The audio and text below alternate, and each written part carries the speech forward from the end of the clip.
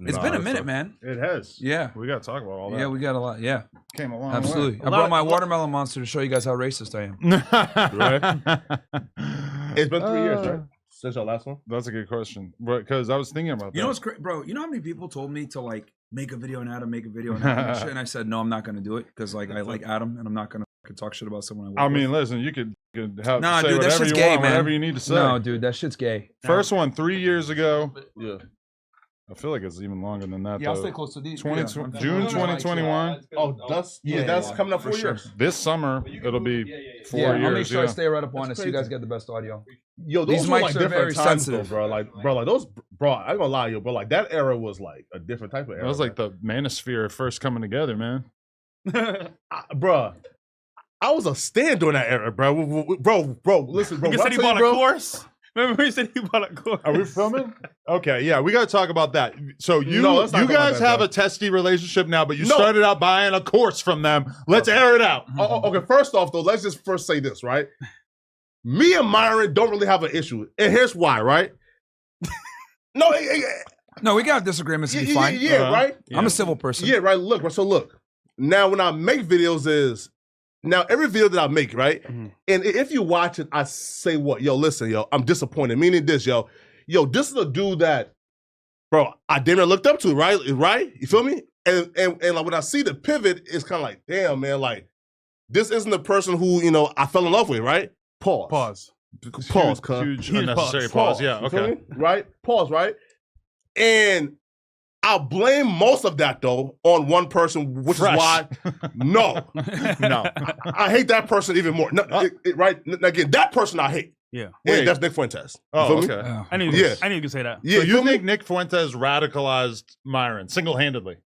Because prior to Nick, bro, I think it was listen, part of a bigger concerted effort. No. I think he did it. He did it himself. Yeah. He might have been influenced by Nick. no, But I feel like prior to Nick, like we were having like high intellectual like conversations, and then Nick brought the JQ bullshit. You feel me? And again, not bullshit, but he kind of brought the JQ shit and sort of brought like a different set of eyeballs, attention that we don't need, right? You feel me? And then also too, like, and he brought like his cult fan base and the alt-right sort of, you feel me? So like, I feel like once you mix the alt-right into kind of like the red pill shit, it's sort of hard to distinguish between, we're not like them. Well, the red pill is nothing more than the truth, right? So when we talks about the, well, you're gonna put this on YouTube, right? Yeah. whatever you want to say. Because I don't know how far you guys want me to go with this. That's true. Because this is obviously a topic that could get problematic, but It's true. I'll give you guys the sanitized Yeah. version. Okay. When we talk about this topic, Yeah. them boys, right? Sure. I'll call it that for the purpose of this podcast because we're gonna be on YouTube. A lot of it is true, and the thing when it comes to red pill, it's not just the truth with women, but it's the truth about finances, how the world works, Yeah. and political ideologies, and how the world is running, especially how the United States is run. Yeah. So I think to not talk about that is very it's very dismissive to the truth because we all know who runs our politics and who runs our government. I mean, there's a ton of stuff that is basically prohibited that you like can't say on certain sections of the internet that even me as somebody who probably doesn't go anywhere close to as hard as you go, it's like, okay, the U.S. government, regardless of what party is in office, is beholden to Israel. They behave as such.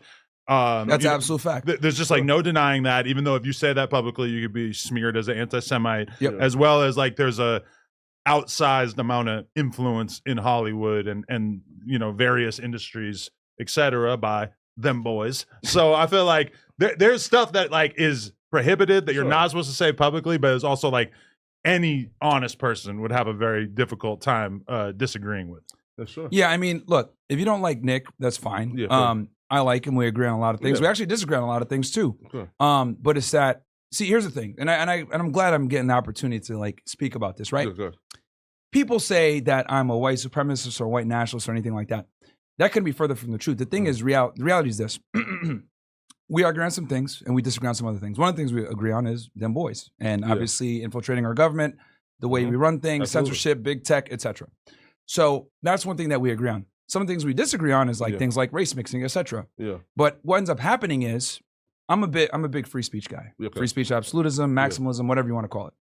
So one thing I dislike is that people like, Dr. Umar Johnson, Tariq Nasheed can be black nationalists and be super, hardcore black power, whatever, which I respect. I think everyone should be able to be a nationalist. Oh. But then white people can't say white power, be white nationalists, right? So my issue is that I want free speech for everybody. Sure. What ends up happening is I have to advocate for white nationalists because they don't have a voice. Because I find it's ridiculous that one group of people or a bunch of different people could be hardcore nationalists on their side and be like, yo, I love my race, I love my people, no problem. But if white people do it, it's a problem. So I end up speaking on their behalf, right? Because they can't. So then people put me into that box and say, oh, we are white nationalists, or you love these guys, whatever. It's like, no, I stand for free speech. So since I stand for free speech, that means I have to defend people even if I don't like them. Well, I get what you're saying too, because I'm in the same boat with when I sit down with Nick Fuentes and we have a conversation and I realize, like, basically more than anything else, you're a person who's just standing with your race and you believe in the inherent goodness and want the advancement of your race. And it's hard for me to look down on that when I just had a conversation with Tariq Nasheed, or I just had a conversation with Reza Islam, or whoever, like all these different people who've had down upon both, right? For example, right? Again, I don't feel like the solution should be, again, like that Hebrew Israelite black man is God shit. That's some dweeb shit. And again, we don't fuck with them niggas. Like, they are dweebs, right? So I don't feel like the solution should be, hey, bruh, the black they racist, the white racist. So, hey, let's support racism. No, it's, yo, let's call them both out. You niggas is weird. You niggas is weird. Like, we are the normal ones. So why do we deviate from us being normal ones to? But people who are basically black nationalists are like given a platform. There you They're go. like Thank heralded. You. That's what I was going to say. Society treats a lot of them like heroes. Thank you. Whereas, you know, the white nationalists are basically pushed like out Dr. of society. Umar's on Breakfast Club talking about this stuff. But like Jared Taylor, Nick Fuentes, David Duke, all these guys are banned everywhere. So my problem is that I don't like the discrepancy where one group is openly able to practice nationalism while others aren't. So people go ahead and mistake that as, oh, these are your views. No, they're not actually. One of the things that me and Nick disagree on is race mixing, right? I disagree with that. However, I'm going to fight for his ability to say it because he doesn't have a voice. He gets banned. So that's my issue. I'm hardcore on free speech, and that means a lot of times I have to defend people even though I don't agree with them. But I feel like people treat like the Umar Johnsons kind of like the slow kid in like in a class, right? Which is like again, you can scream like at the wall like Black Power, and you really can't influence shit. But the white nationalists, like, you can, you know, like some shit up. You feel me? So that's why we treat it kind of like, it's kind of like the, you know, like the slow kid in the class with like autism. Like, duh, nigga, we'll give a fuck about you. But the white nationalists, like, bro, you can influence. I would actually disagree with that. The soft bigotry of low expectations. And let me tell you why. Look at BLM. They destroyed the city of Minneapolis with almost zero consequence. But when the January 6ers stormed the Capitol, all those dudes went to jail. Some of them went to jail and they weren't even there. I had a couple of them on my show. So I would argue that, like, you know, when it comes to BLM and Antifa and these left-wing organizations, they're able to operate with crazy leverage, right? And latitude versus, like, if white people do anything, right? Oh, these guys are far-right nationalists. They're going to be on an FBI list and they're going to get arrested. Wait, though, but there's a difference between destroying cities and destroying policies, meaning this, right? And again, like, destroying cities and destroying what? Policies. Right. So look, Umar Johnson can probably like rally up, you know, 100 niggas to like burn down and loot Walgreens. Nick Fuentes can rally niggas to probably, you know, change and like give a DI, right? So like, I'm saying, like, one is clearly a lot more dangerous than the other. I don't know about that. The president, I don't know about that. One who's really done a lot to like take care of DI. I don't think Nick Fuentes doesn't have any influence. Dude, on BLM. Like, if you look at BLM, bro, they've caused way more damage than right-wing organizations. Way more. Like, BLM has destroyed a city. They've destroyed major cities in the United States. The Groypers haven't done anything. No, true. Listen, I think we should all have a voice to say what we want to say. So I can know who you are. Because, for example, if you're racist and that's who you are, great. Now I know who you are. Stay over there. That's my whole point here. But to talk about it ourselves, listen, bro, I think we should stay on point, help men become better, dating, lifestyle. That's just my opinion. Yeah. So, we know. And this is the inherent conflict between you. And this is why they say y'all are going to break up. Nah, we don't want to break up, bro. Yeah, let's talk about this right now. Yeah, okay. Yeah, my boy. I'm sure you made a video. I made a whole video talking shit about us breaking up. Well, okay. And I'm like, nigga, what's the player? Because this is the homie. Listen, of course. As I drink my watermelon. We don't always agree, right? Of course, of course. Obviously speaking, we got different points of views. But like, this is the homie from day one. Yeah. Why would I lead the homie? And like, look. What if your homie is becoming the new Hitler or whatever they want to say? Here's my thing, right? We can have a partnership and disagree. For example, business partners all the time, they do business together. So some like are left, some are right. But it doesn't mean that they're enemies. So I think it's like his point of view is his point of view. But there has to be give and take, right? Again, for example, right? So like, I think I think the last video I made was saying you'll say fresh, right? Meaning this, right? I'll pull up right now. Yeah. I'm on your ass today, boy. Yeah, right. Listen, bro. Say fresh because again, right? Again, like it's about the optics, right? When you see, like for example, right, like Myron, like just like a 5-minute tangent, right? Want to be alpha male destroying podcast ruining his co-host life. Yes, ruining Career's Fresh's over. life. Yeah. Yes, right. Yeah, He's done. He wants to sell courses, do his yacht parties, and that's my point. politic with the bitches on the Yeah. podcast. Yeah. And Myron's over here trying to Fresh create one a new Hollywood society. celebrities, bitches.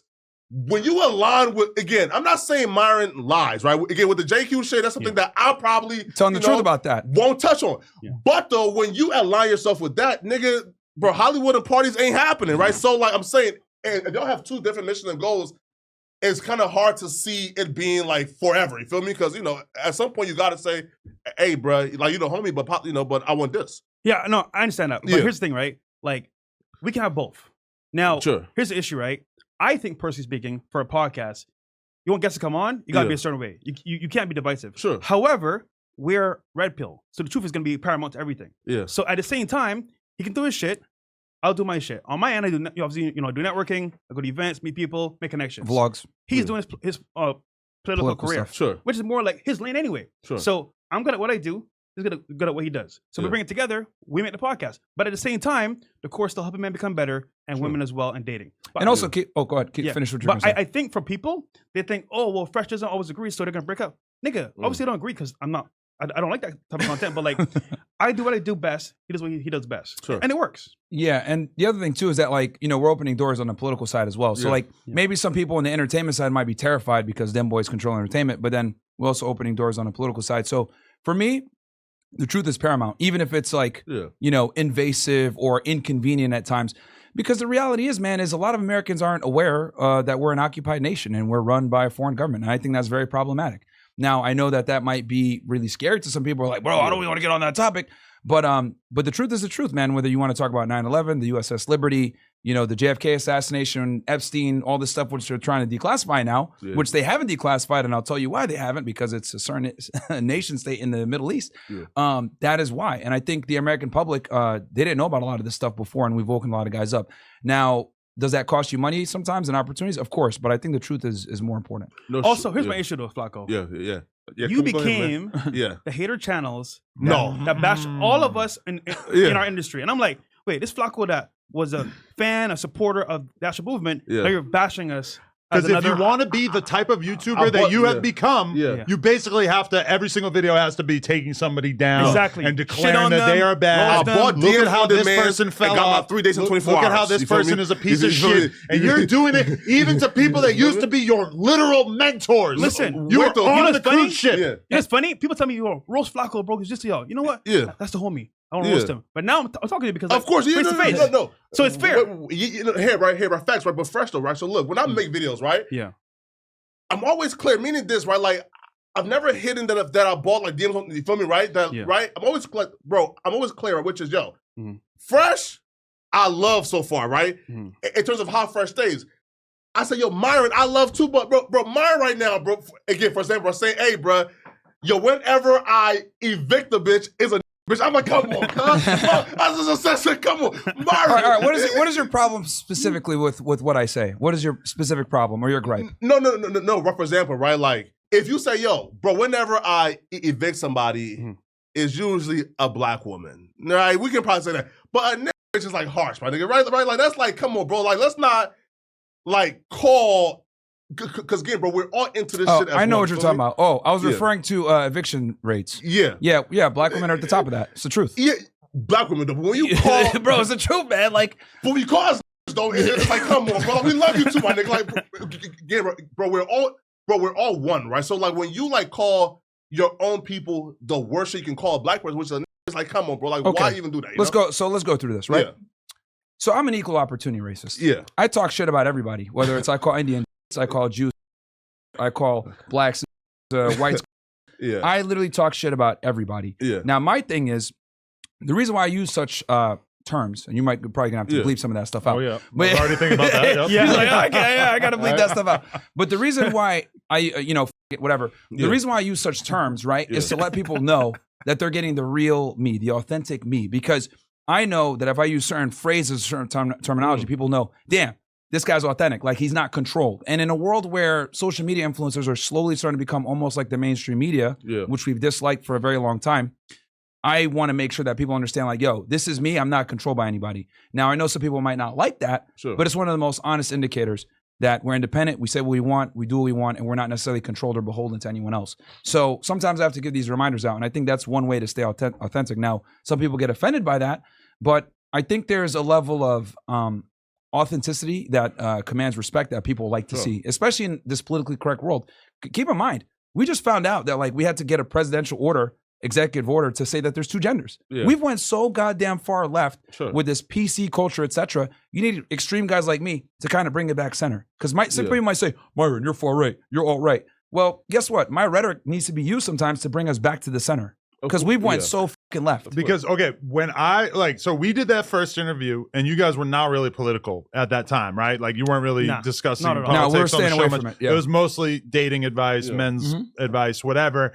And then I remember, like, soon after that, you guys had what I remember as being, like, your first major controversy, which was where I think you guys said something along the lines of, you know, we don't date black women, we don't night riders, something along those lines. That clip had actually been out way before we came on No Jumper. Oh, really? Okay. But what ended up happening is it resurfaced on Twitter. That was definitely a moment where I was like, okay, so it might be a little difficult to be friends with these guys at a certain point. Well, hold on. Let me go through that, right? So, as you guys know, we do our show live, right? And we had a call-in show, I think, that day, right? Where people could call and ask questions.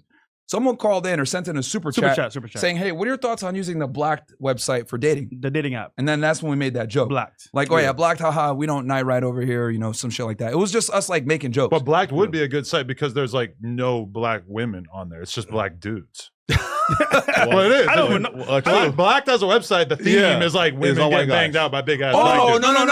Oh, you're talking. Are you talking about ghetto gaggers? The dating app. Oh, the dating app. No. Oh, yeah, there's a dating app. Oh, no, the porn site. Bro, this guy, porn brand. Oh, I'm thinking black.com. Yeah, no. So So there was two though. Yeah, it's like there's white girls too on that Black app. No, there's. But yeah, so basically, someone called, like, sent a super chat or whatever, because it's a live show. And asked that question where we made the joke like, hey, you know, we're not night riders like David Hasselhoff or something like that. Or we're not down with the Browns. Some shit like that. Just a joke. But what ended up happening is they took that clip and they spun it as if, like, we were, like, super racist when we were responding to, like, a question. Actually, you know what's funny? My girl knows black. Fact. It's like, how black? As black as you? Or she's like impossible. She's mixed, probably, right? She's mixed. She's African. No. Right? Okay, fine. No, shout out to you. You're rehabilitated. Facts, right? No. Hold on. It was a joke, bro. We were trolling. So you've always been open to dating black women? Huh? You've always been open to. Nah. Yeah, bro. I've been with white chicks too, bro. We literally see the thing that's crazy is, like, we literally roast everybody, but, like, people only hone in on, like, certain shit. Like, y'all are racist, right? Because you guys said this, but nobody gives a shit when we make fun of Mexicans. Well, when you say though, like, hold on, we're more flagrant themselves. Facts. I'm like, y'all are comedians, but can't take a joke. Yeah. Oh, remember they got offended by us. They did shit to us. We went to New York. Andrew was like, you talk shit about black women. Bro, it was a joke. Nah, bro, you meant that shit. I'm like, yo, first of all, you are a comedian. You should know it's a joke. It's just funny talk. Bro. Just having fun. He took it serious. I'm like, bro. But you know what he did to us, bro? Yeah. He brought us on to roast us. That's what it was. Yeah. Or tried to. But he said that he gave you the option to not release it, though. Yeah. Right? Because he felt, I actually never watched it, but he said he felt like you guys looked so bad that he gave you the option. No. It actually made them look bad. Okay. He looked bad. It's funny. And they cut out a part, by the way. Look at the comments. FYI, they cut out a part of the interview, by the way. Look at the comments, bro. What was it? What part? Yeah. So his the black dude on their thing. Yeah. Oh yeah. Alex, he had tried to say some shit. Yeah. Saying about, like, I teach men how to manipulate women. Yeah. And I responded to him saying, not really. It's, you know, running game is completely different. I basically made him look like an idiot. Yeah. They cut that whole part out. Also, his girl's white. White women though. Yeah. That's what I said, bro. Yeah, bro. And he's little white chick. Alex white. Bunny hopper. Yeah. Alex, like, here, like the running joke though with Alex and on Flagrant is he only dates, like, white girls and Spanish. Bro, and he's over here. He was caping the hardest for them, bro. Many such cases. A lot of black men in this camp. They cape he capes the hardest, like, for the black woman. He don't even be with one. That's why they cut that part out. He kind of have to, right? Because he was the only black guy in the room, right? So he kind of have to, like. That's like AOC being with white guys. Well, she is with a white guy. I know. That's what I'm saying. Know, but right? it's just comical because it's like, y'all are supposed to be comedians. You guys call yourselves flagrant. Like, you're supposed to be uncensored. You bring us on and you try to virtue signal. Like, that's some yeah, shit. Listen, at the end of the day, we got pulled over. We're all black, bro. Yeah. Thank you. We're getting the same treatment. So it's what it is. No, hey, right, but here's what people say, like the joke itself was not really a joke, right? Yeah, I don't think they look at you as making jokes. Like they're comedians. Okay. I think they put themselves in a different league than y'all. The context, we're joking around, laughing. Yeah, oh, guys, it's funny. Hey, we're just kidding around. It was obviously a funny clip, but for them, it's like, oh, let's roast these guys. And they put on Twitter and shit, and they started crying. No, true, right? But like, it doesn't really like help, right? For example, right? I think Myron said, like the minority of black girls are attractive. That's kind of like falls in line with, you know, hey, bro, we don't date no night, right? You feel me? Yeah, but let's be honest here, though, bro. Like the average black woman's 187 pounds, right? They have fake hair, loud, obnoxious, rude, right? Like this is the truth. Like everything I said in there is like facts. Like when they did like studies, polling customer service, like the least desired customer service rep would be like a black woman. And then when you ask customer service people, hey, what's the table that you want to wait on the least? They said black people and black women especially. So everything I say is factual. They just don't like it because it's like, oh my God, dude, who even gets stats like that? It's the truth, man. I think a lot of black women would tell you that they feel discriminated against in the dating market as well. So I feel like they're probably in on the fact that but it also has to do with the fact that a lot of these stereotypes are true. A lot of them are fat, loud, obnoxious, don't respect masculinity. Not a lot of them obnoxious though. That's hard to judge, right? Do we have data on that? Again, wait, okay, right, but here's like the thing though, right, bro? I didn't say all, but a lot of them are. Yeah, some, right? The stereotypes are true.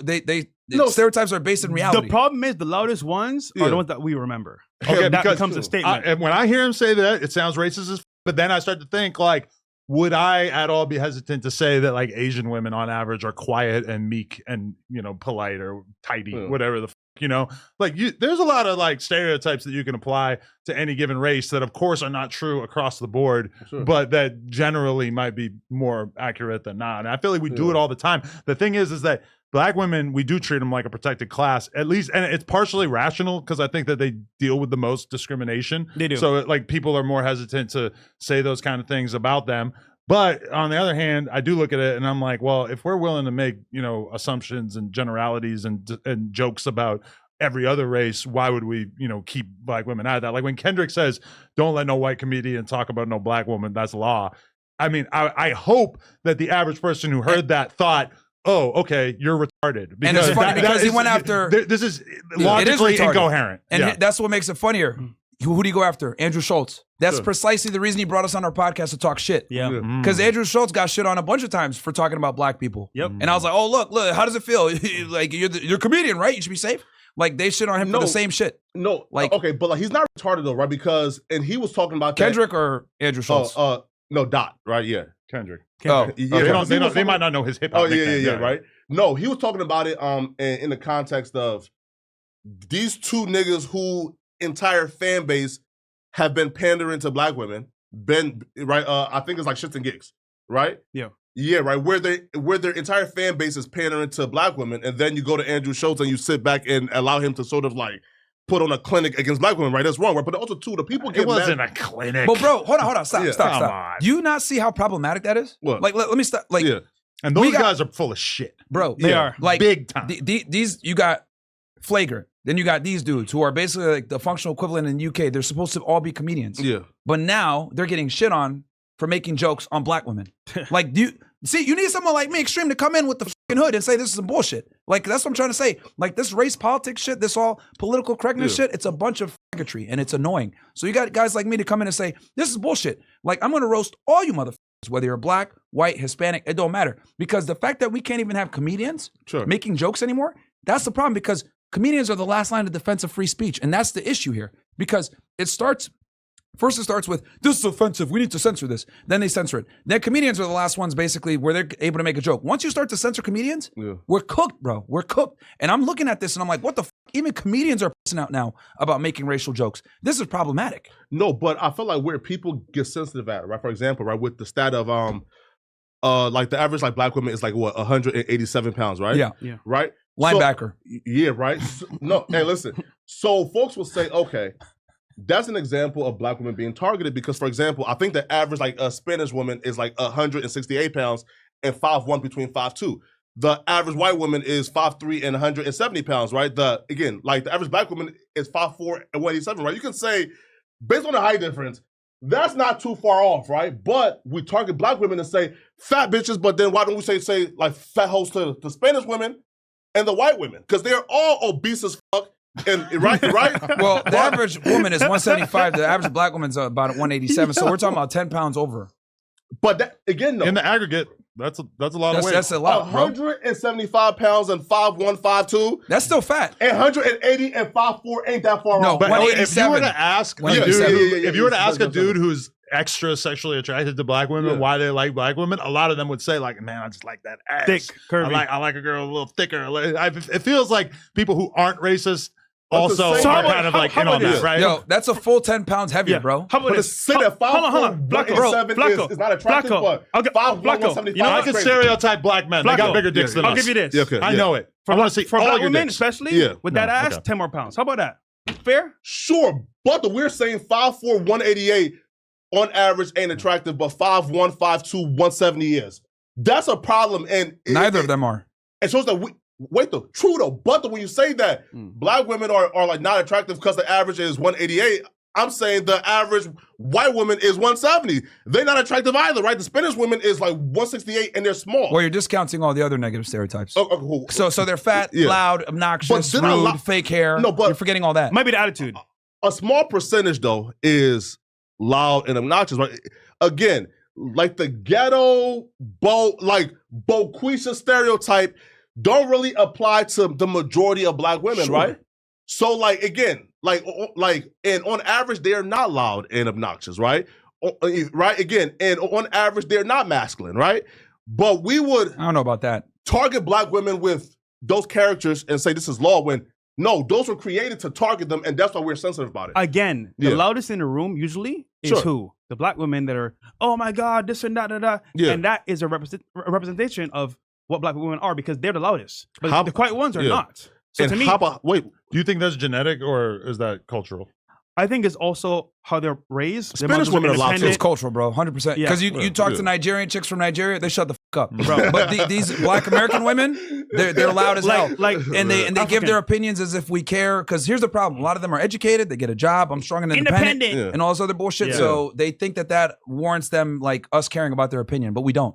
So again, I'm one of the few guys that calls it out. Y'all are loud, obnoxious, rude, fat, and annoying. And whether they want to improve on that, cool, or if not. I find it interesting, right? Because Kevin Samuels used to say the same shit I'm saying now. He might have said it with a bit more decorum. Sure. But bro, like, I'm not gonna, like, the way I convey the information is the way I convey the information. Like, if the women want to take it, cool. If they don't, it is what it is. But my job isn't to really He's not black. No, he's for sure. If he was black, people would view it differently. No, I would argue I am black. No. But to them, you're not. Oh remember? yeah, to that. He's a tether. Remember? There's levels to blackness. Black tether. Well, I'm a tether too, so like, I guess, right? You are. Yeah, right. No, but like, okay, tether Sanders. No, okay, but like, why don't you care about their opinions though? Because I feel like whose opinions in particular? I think you said like women in general, right? Or is it black women? Yeah, no, I don't care about female opinions. Why not? Because they're not going to change anyway. They have zero incentive, bro. Like, feminism has pretty much put it in a position where women have all the advantages and all the leverage. Because on one side, they can be like ladies and, get the treatment of chivalry. But on the other hand, they could be strong boss babes and run the world. So they have zero incentive to change or, give any of the leverage that they have. Bro, but like, so we got to wake the men up to this shit, not the women. They're not going to change. No, sure, but like, I feel like most women that we encounter, like, again, I'm not talking about like the Miami, like the LA, like the, like the industry girls, but most just normal chicks are, bro, they're pretty open to change. They're compassionate. They're funny. They're smart. They're intelligent. Why do we, I guess, like, use our experiences with these LA bitches, right? And these Instagram thoughts and apply that to like the majority of the world, which is like normal women. The problem is that it's social media nowadays. Sure. So the loudest in the room, again, have a majority vote because they are seen as the pinnacle of what women should be. So they go on social media and say, I'm independent, you should be like me, travel the world, have experience, and she becomes the monarchy of basically what women should be. And as a result, they're all on their phones. Flacco's he's being too nice. No, man, like 90% of these bitches aren't worth wifing up, bro. Come on, man. Yo, because here's the thing, like, here's the problem, right? Like, whether she lives in LA or in Miami or in Dubuque, fucking Iowa, it doesn't matter. The feminism permeates everywhere, and they're gonna go ahead and behave in certain ways. Because I'm telling you guys, Women have the ability to do either one. They can be a lady when they feel like it, but they can also be a boss babe when they feel like it. And they use that to their advantage. They're able to kind of double dip versus as a man, you got to be a man at all times. You better pay the bill, be a leader, etc. And if you do go ahead and say, well, we're going to be equal partners, she might date you for a little bit, but you're on a fucking time clock. So my thing is most girls simply don't qualify for a relationship. I'm not here to save the bitches. They're not going to listen anyway. Yeah. I'm here to wake the guys up like, yo, this is what you got to do. This is what you're up against. Because even the nicest of girls that you think is a good woman, she could still subscribe to feminism when it benefits her. I'll give you an example. Sure. Big YouTuber, Steven Crowder, big conservative creator, right? Christian, etc. Yeah. What does wife do? Divorce him, drag his name through the court, trying to destroy his name, right? Scandalous. So she was a loyal Christian when it benefited her. Trad wife. But then, she was a trad wife, exactly. But then, thanks to the, egalitarian society that we live in, she went and took him to court, tried to frame him, used a fucking DoorDash link or a door, what's that thing? Eufy? It's the camera. The camera shit. You guys know what it is. Yeah. She used that shit. She cut the clip because I was looking at the time thing where she cut out parts of it and clipped it together to make him look really bad. Right. And then she gave it to a reporter out on Twitter. That guy sent it everywhere and then they destroyed his name. Right. Luckily, right, some people saw between it. We did a whole podcast talking about it. But the point I'm trying to make is this. We took a tradcon woman, right? She got mad at her husband. What'd she do? She used the system against him and used this feminist ideology to destroy him. So that's why I tell guys, bro, you're not safe no matter what. So this is why I do this shit. It's like being a gangster and a snitch. Yeah, bro. You got to wake. I look at it like we need to wake the men up because at the end of the day, the men are the ones that take the greatest risk when they marry these women. And you mentioned women are not obviously bad, but they can be is the issue. So at any point they can switch and say, you know what? And they're incentivized to do it. Exactly. Financially. Yeah. Well, look though, I feel like, for example, right, a woman value is her beauty, right? A man value is what he worked for. So the top 1% of men who got the pockets, they're stubborn as too. The top 1% of women who are, the top 1% beauty, they're stubborn too, right? Meaning there's like these characteristics like at the top. Beauty is common, success isn't. These bitches shouldn't be stubborn. Because and this is what I mean, like what it takes work to get attractive as a man. Sure. Well, like building up an empire and a name for yourself, that takes significantly more investment at work than a woman that just is pretty. So that's why like when you got a bad bitch or whatever, she doesn't even compare. Like a lot of these girls don't qualify for the men they think they deserve. Sure. And I'm one of the few people that calls it out. A lot of the girls who look so unbelievably good on Instagram, you like meet them and you have a conversation with them and you realize like, oh, you're retarded. Like, you've managed to make it to this point in life with no fucking brain inside your head. And they're broke. And the crazy thing for me is that, okay, I got a daughter. And sometimes I think about... Congrats, by the way. Appreciate it. I haven't seen you since. Thank you. I appreciate it. But there's like certain things in society where I am like realizing that...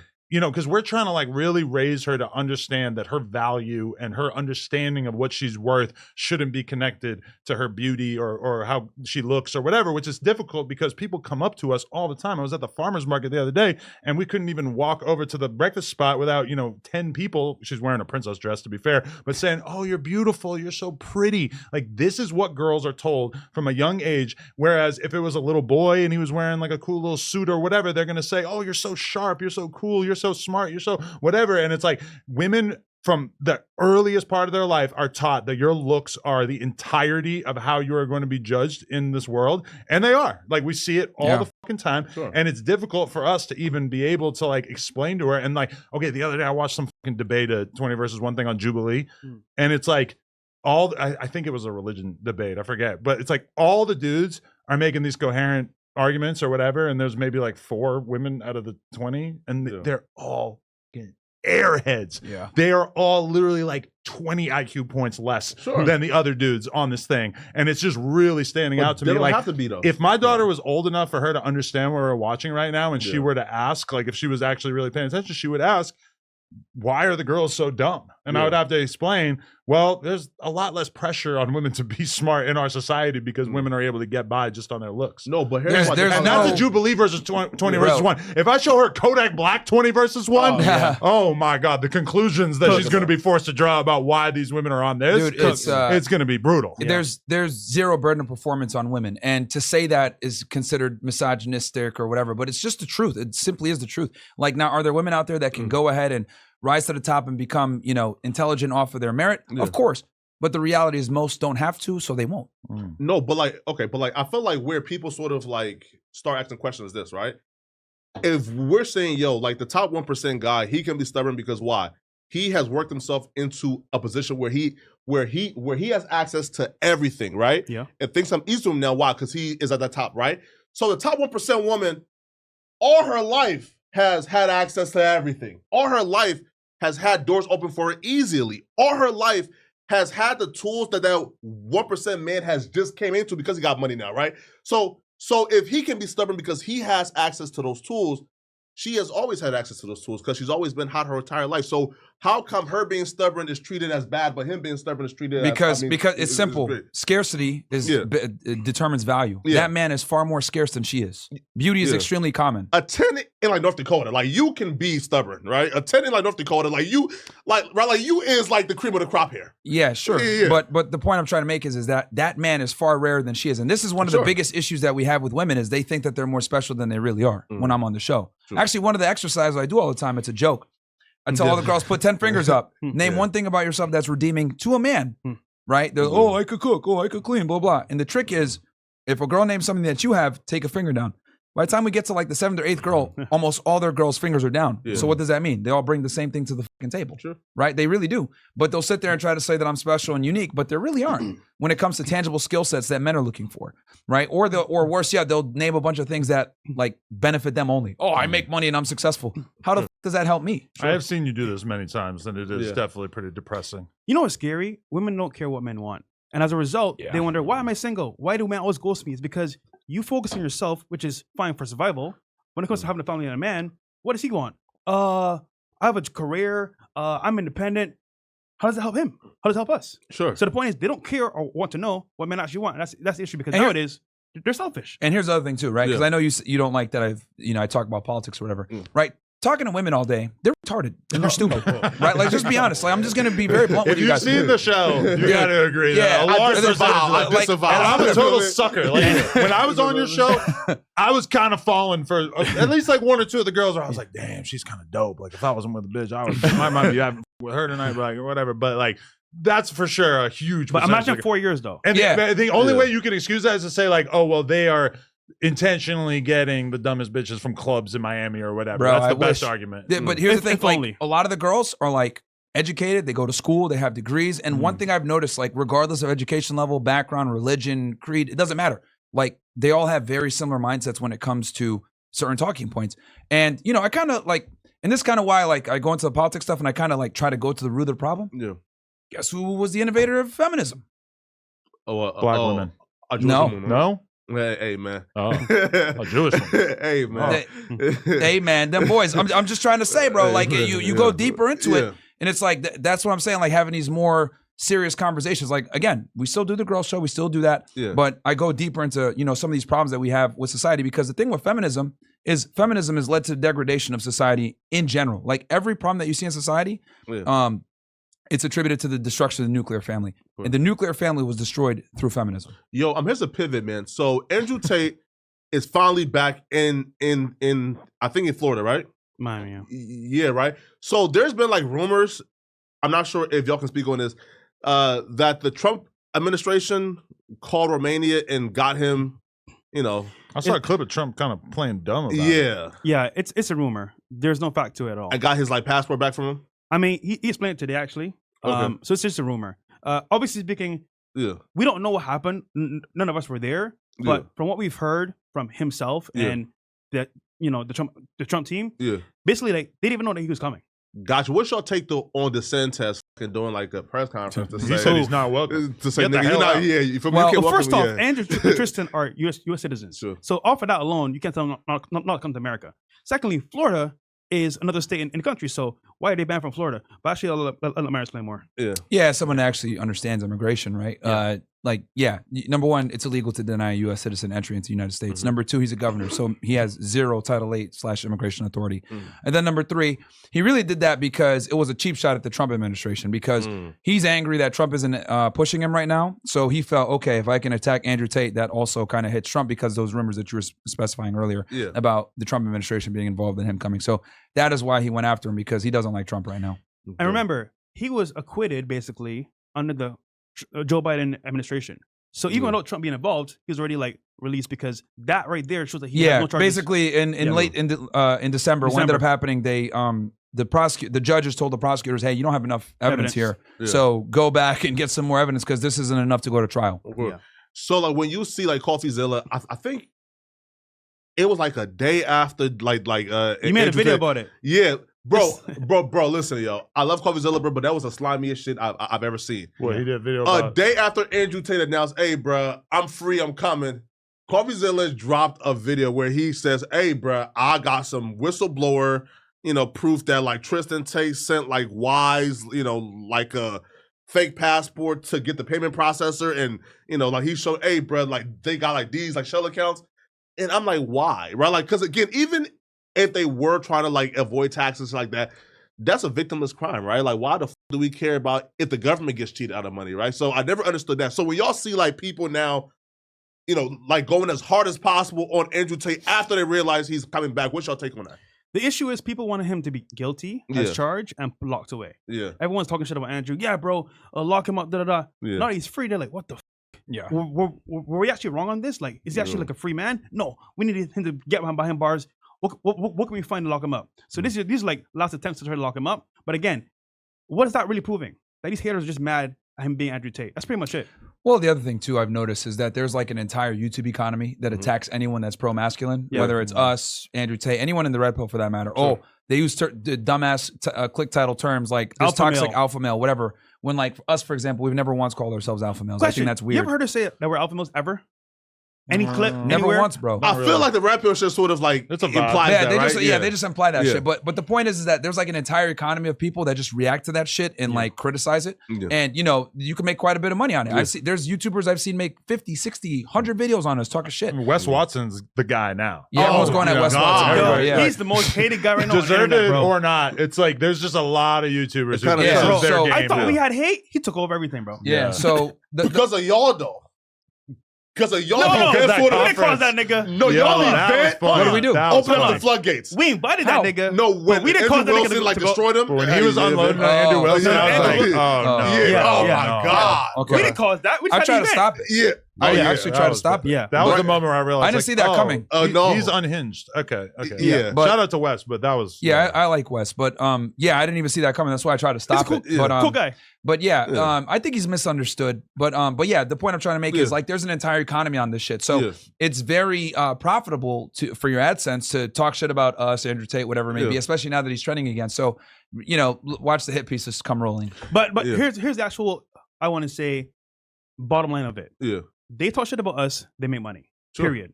They feed their family, it's Thanksgiving, they need food for the family. That's how they survive YouTube. Pretty much, that's it. Look at what y'all see though. I know we spoke on like Flacco knows he's made video on us. Yeah, you do know, nigga. True. Yeah. But hold on. His highest videos. You know what? I gotta say that. Yeah, Sigmund was high. You got a lot of AdSense, huh? Talking about us. To be fair though, come on. I made more money talking positive about y'all than talking negative. Come on, no. Okay, I'll be real. Look, hold on. No. I want to know because you probably have made maybe 5-10 videos on us positively. Fine. But you've probably made a few, insulting. Like 5,000, 7,000. Okay. Maybe you've insulted us in a couple. I guarantee you the videos where you made fun of us, those generated way more views and money than the ones where we talk good about us. Hold on. Sure. Come on, 1, 2, 3, 4, 5, 6, 7, nigga. 2 of the ones have Fresh's face in the thumbnail, and you just changed the color. Bro, and I know for a fact you made way more money off of that versus the ones where you talk positive. It's over. And look, I'm not even gonna knock you on it. But what I'm saying is that like there's an entire economy and hating on guys that are pro-masculine or helping guys out, self-improvement stuff. No, but, hold on, Flacco, you know what's funny? Yeah. This gives us more marketing for free though. So in that sense, it is roasting a little bit. Yeah. But we get hella marketing on the fly because of it. Here, but true, bro. But for me, it's more so like it's not even me doing it for the money. It's me doing it because, bro, y'all was a podcast that, bro, ask them. Bro, listen, bro, you know how much hate I got from like the No Jumper fans initially, right? For being pro Freshandfit? Bro, these niggas destroyed my life because I was, right? I feel like it was less because you're a pro Freshandfit and more the idea that you had a girlfriend that you had never had sex with that you were sending huge amounts of money to, which is the least Manosphere approved Freshandfit approved thing you could possibly do. And I know you're going to try to rewrite history, but that is what you said. No. she's a virgin. She's amazing. Well, I didn't know this. Yes. Again, if you look at the comment section though, is oh my God, why is this fresh and fit dweeb? Right? Again, this was probably like my first couple of appearances, right? So I got a lot of flack being pro fresh and fit, and bro, I was comfortable with that, you know, until the Nick Fuentes shit got, you feel me? I said, all right, bro. Yeah. Bruh. Okay. Let's have this discussion. Yeah. What is your gripe with Nick Fuentes, with me being political? What is the actual issue? Because I explained to you why I ended up. Because I explained to you why I ended up getting lumped in with them because of my free speech views, right? And you get hate for saying stuff that is maybe not as far as Myron or Nick Fuentes goes, but is essentially of that ilk. Like you take the hardcore conservative perspective on a lot of hip hop shit that super mega offends like gangsters and the street dudes in LA. Right? Listen. Okay. I'm anti-crime. The easiest possible take to have. So what is the issue? Because like I explained to you the white nationalist thing, how I get lumped up with them, and then I explained to you, you know, me and Nick agree on Jewish power in America. Sure. So what is the issue? Yeah, sure, right. Okay, right. So when you say like, yo, that me saying like it's like that, right? Is me trying to is me trying to let them know like this is the real me. I'm authentic. I'm not being bought by nobody else. But I'm saying, yo, like again, like the real Myron ain't a racist. Like the real Myron ain't somebody who feels good calling black women niggers, right? Like the real Myron, and I feel like because, bro, like you've also been somebody who's been attacked and treated unfairly by a particular group, right? That now you feel like, oh shit, y'all done took away the monetization, right? Now guess what? I'm still a fucking millionaire. I'm still rich. Now guess what? I'm bringing hell to you bitch ass niggas. And I'm like, hey, bruh, I understand that like the woke mob, the left, the like black folks, they've treated y'all unfairly. But I'm saying like, bro, we don't need to take out, you know, like hate on them as well because, bro, what they did to y'all is wrong. But I don't feel like the real Myron truly feels good saying nigga, bro. Okay, so do you actually think I'm a racist? No. Okay, you have critical thinking skills because you see that I employ a bunch of black people, I'm around black people all the time. So you understand that I'm not racist. So my job is to appeal to the people that have some critical thinking skills. Sure. Most people with common sense would know, wait, this guy ain't a racist. He's fucking black himself and his whole team is black. Now, if the idiots can't see that and like, he's really a racist because look, he said this. Meanwhile, I've said all the same pejorative racist terms about other races. If they can't see that, then I don't even want them to watch my shit anyway because they're too low IQ. So you know that. Now, if you choose to get offended, that's your decision. But people are hurt though, Myron. Hey, man. Right, facts are facts. Facts are facts, bro. Like, the truth is the truth. They don't like when I say the negative things that I say about the black community because it's true.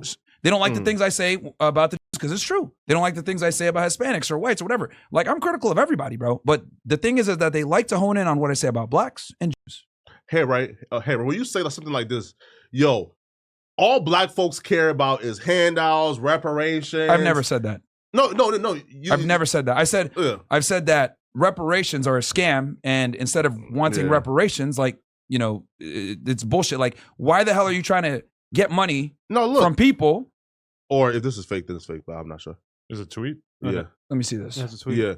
All blacks do. Nigga had a tweet. What the f***? Okay, so I'll read this. The cope is unreal. No, Duke. People are tired of black people constantly bitching about what happened 100 to 200 years ago. All blacks do is bitch about slavery, discrimination, and reparations. Okay, bro. When I say all blacks do, I didn't mean all blacks. I'm talking about, this is me responding to a tweet to him specifically. So I'm like, even most blacks don't complain about that all the time. Of course not. But I'm saying, because he's crying about reparations. Of course. So this is me responding to a tweet. So I go, we are tired of you niggas. This is why Trump is in office and DEI is gone. So when I said that, because they like to cry about slavery, discrimination, reparations, I find it ludicrous. Right, and I'm responding to him specifically. So it's not all blacks. Because, it would be easier but see, you try to frame it like it was all blacks. No, we said all blacks. It would be easier for you to frame yourself as not being racist if you had phrased that as, there's a thing that some black people do that I hate that is asking for reparations or this type of thing. But instead you say, that all blacks do is this. No. That is, it's easy to say that's a generalization about all black people. Here's the thing. That's me responding to someone talking about, systemic racism, slavery, reparations, blah, blah, blah. So I was like saying, referring to him, of course, all blacks do, not all blacks, but I mean, all the blacks like that he deals with, like when they cry about this shit. So all they do is cry about reparations and all this other shit. And again, the reason why I'm against reparations and they don't make sense is, how are you going to go ahead and tell people that never enslaved you to pay you for work you never did? It's dumb. It's okay. Listen. So it makes zero sense. We hate the same group of black folks, meaning this, right?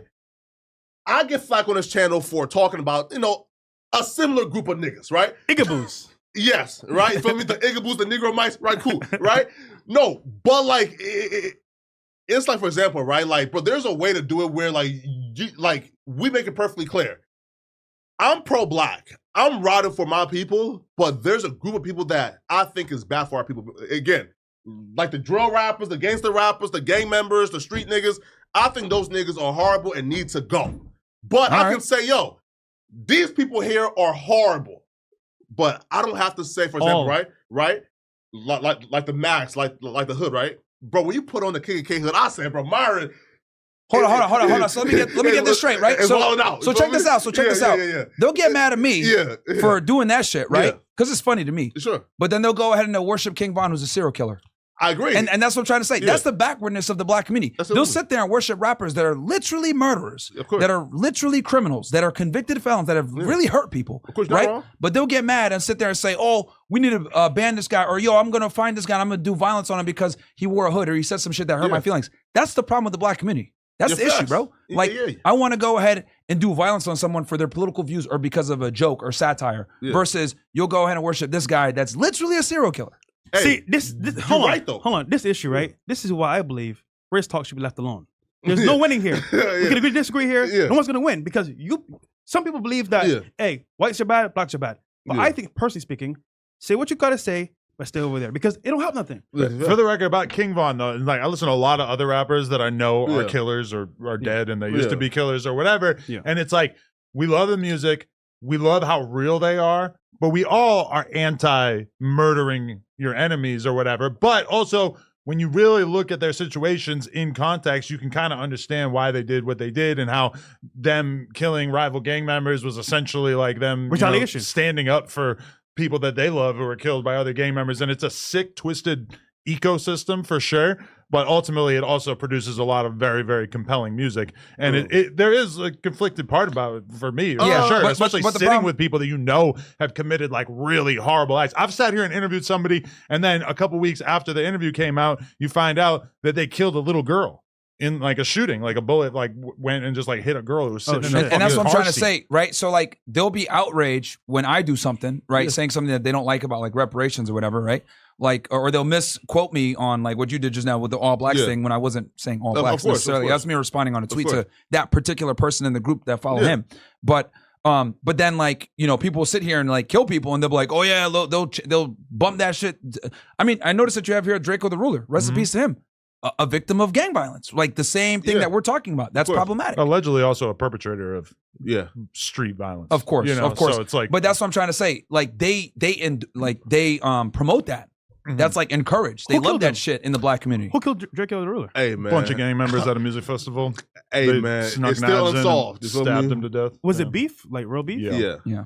But that's what I'm trying to say, man. Like I see the memorial there, and that's recipes to him, right? Because like obviously that's terrible, but that's what gets promoted in the community. Of course. Listen, you're not wrong, bro. You are 100% right. Meaning this show. I 100% believe that Lil Durk is worse than you. I believe that, right? Listen, right? No, again, bro, Durk, Young Thug, they're worse than you, right? But I'm saying, listen, bro, if you join us in just distinguishing between who the niggas we hate are, that's easy, bro. Listen, bro, me, you, and Charleston White, I feel like we have the same opinions. Yeah. Right? Well, you don't like, hold on. Well, Charleston White supports Nick too. Huh? What you got to say to that? He supports Nick too. A matter of fact, he said Nick should be the next president. Oh yeah, that's his cooning though, right? You sat on a podcast with Nick, and you were not able to find almost anything that you disagreed with him on. Huh? When we did that episode with Nick Fuentes, it was like, it really stood out. I was trying to like push the conversation in a way that was like 2 years ago when I was new to like just, right, for me, right? I'm just saying, you had a very hard time pinpointing even one thing that you disagreed with him on. Now though, there's an array of things, meaning, right? Or what do you dislike? What has changed so much about his platform? Because it seems like you really have a problem with me because I'm friends with Nick. What is the issue? I'm still trying to figure this out. No, sorry.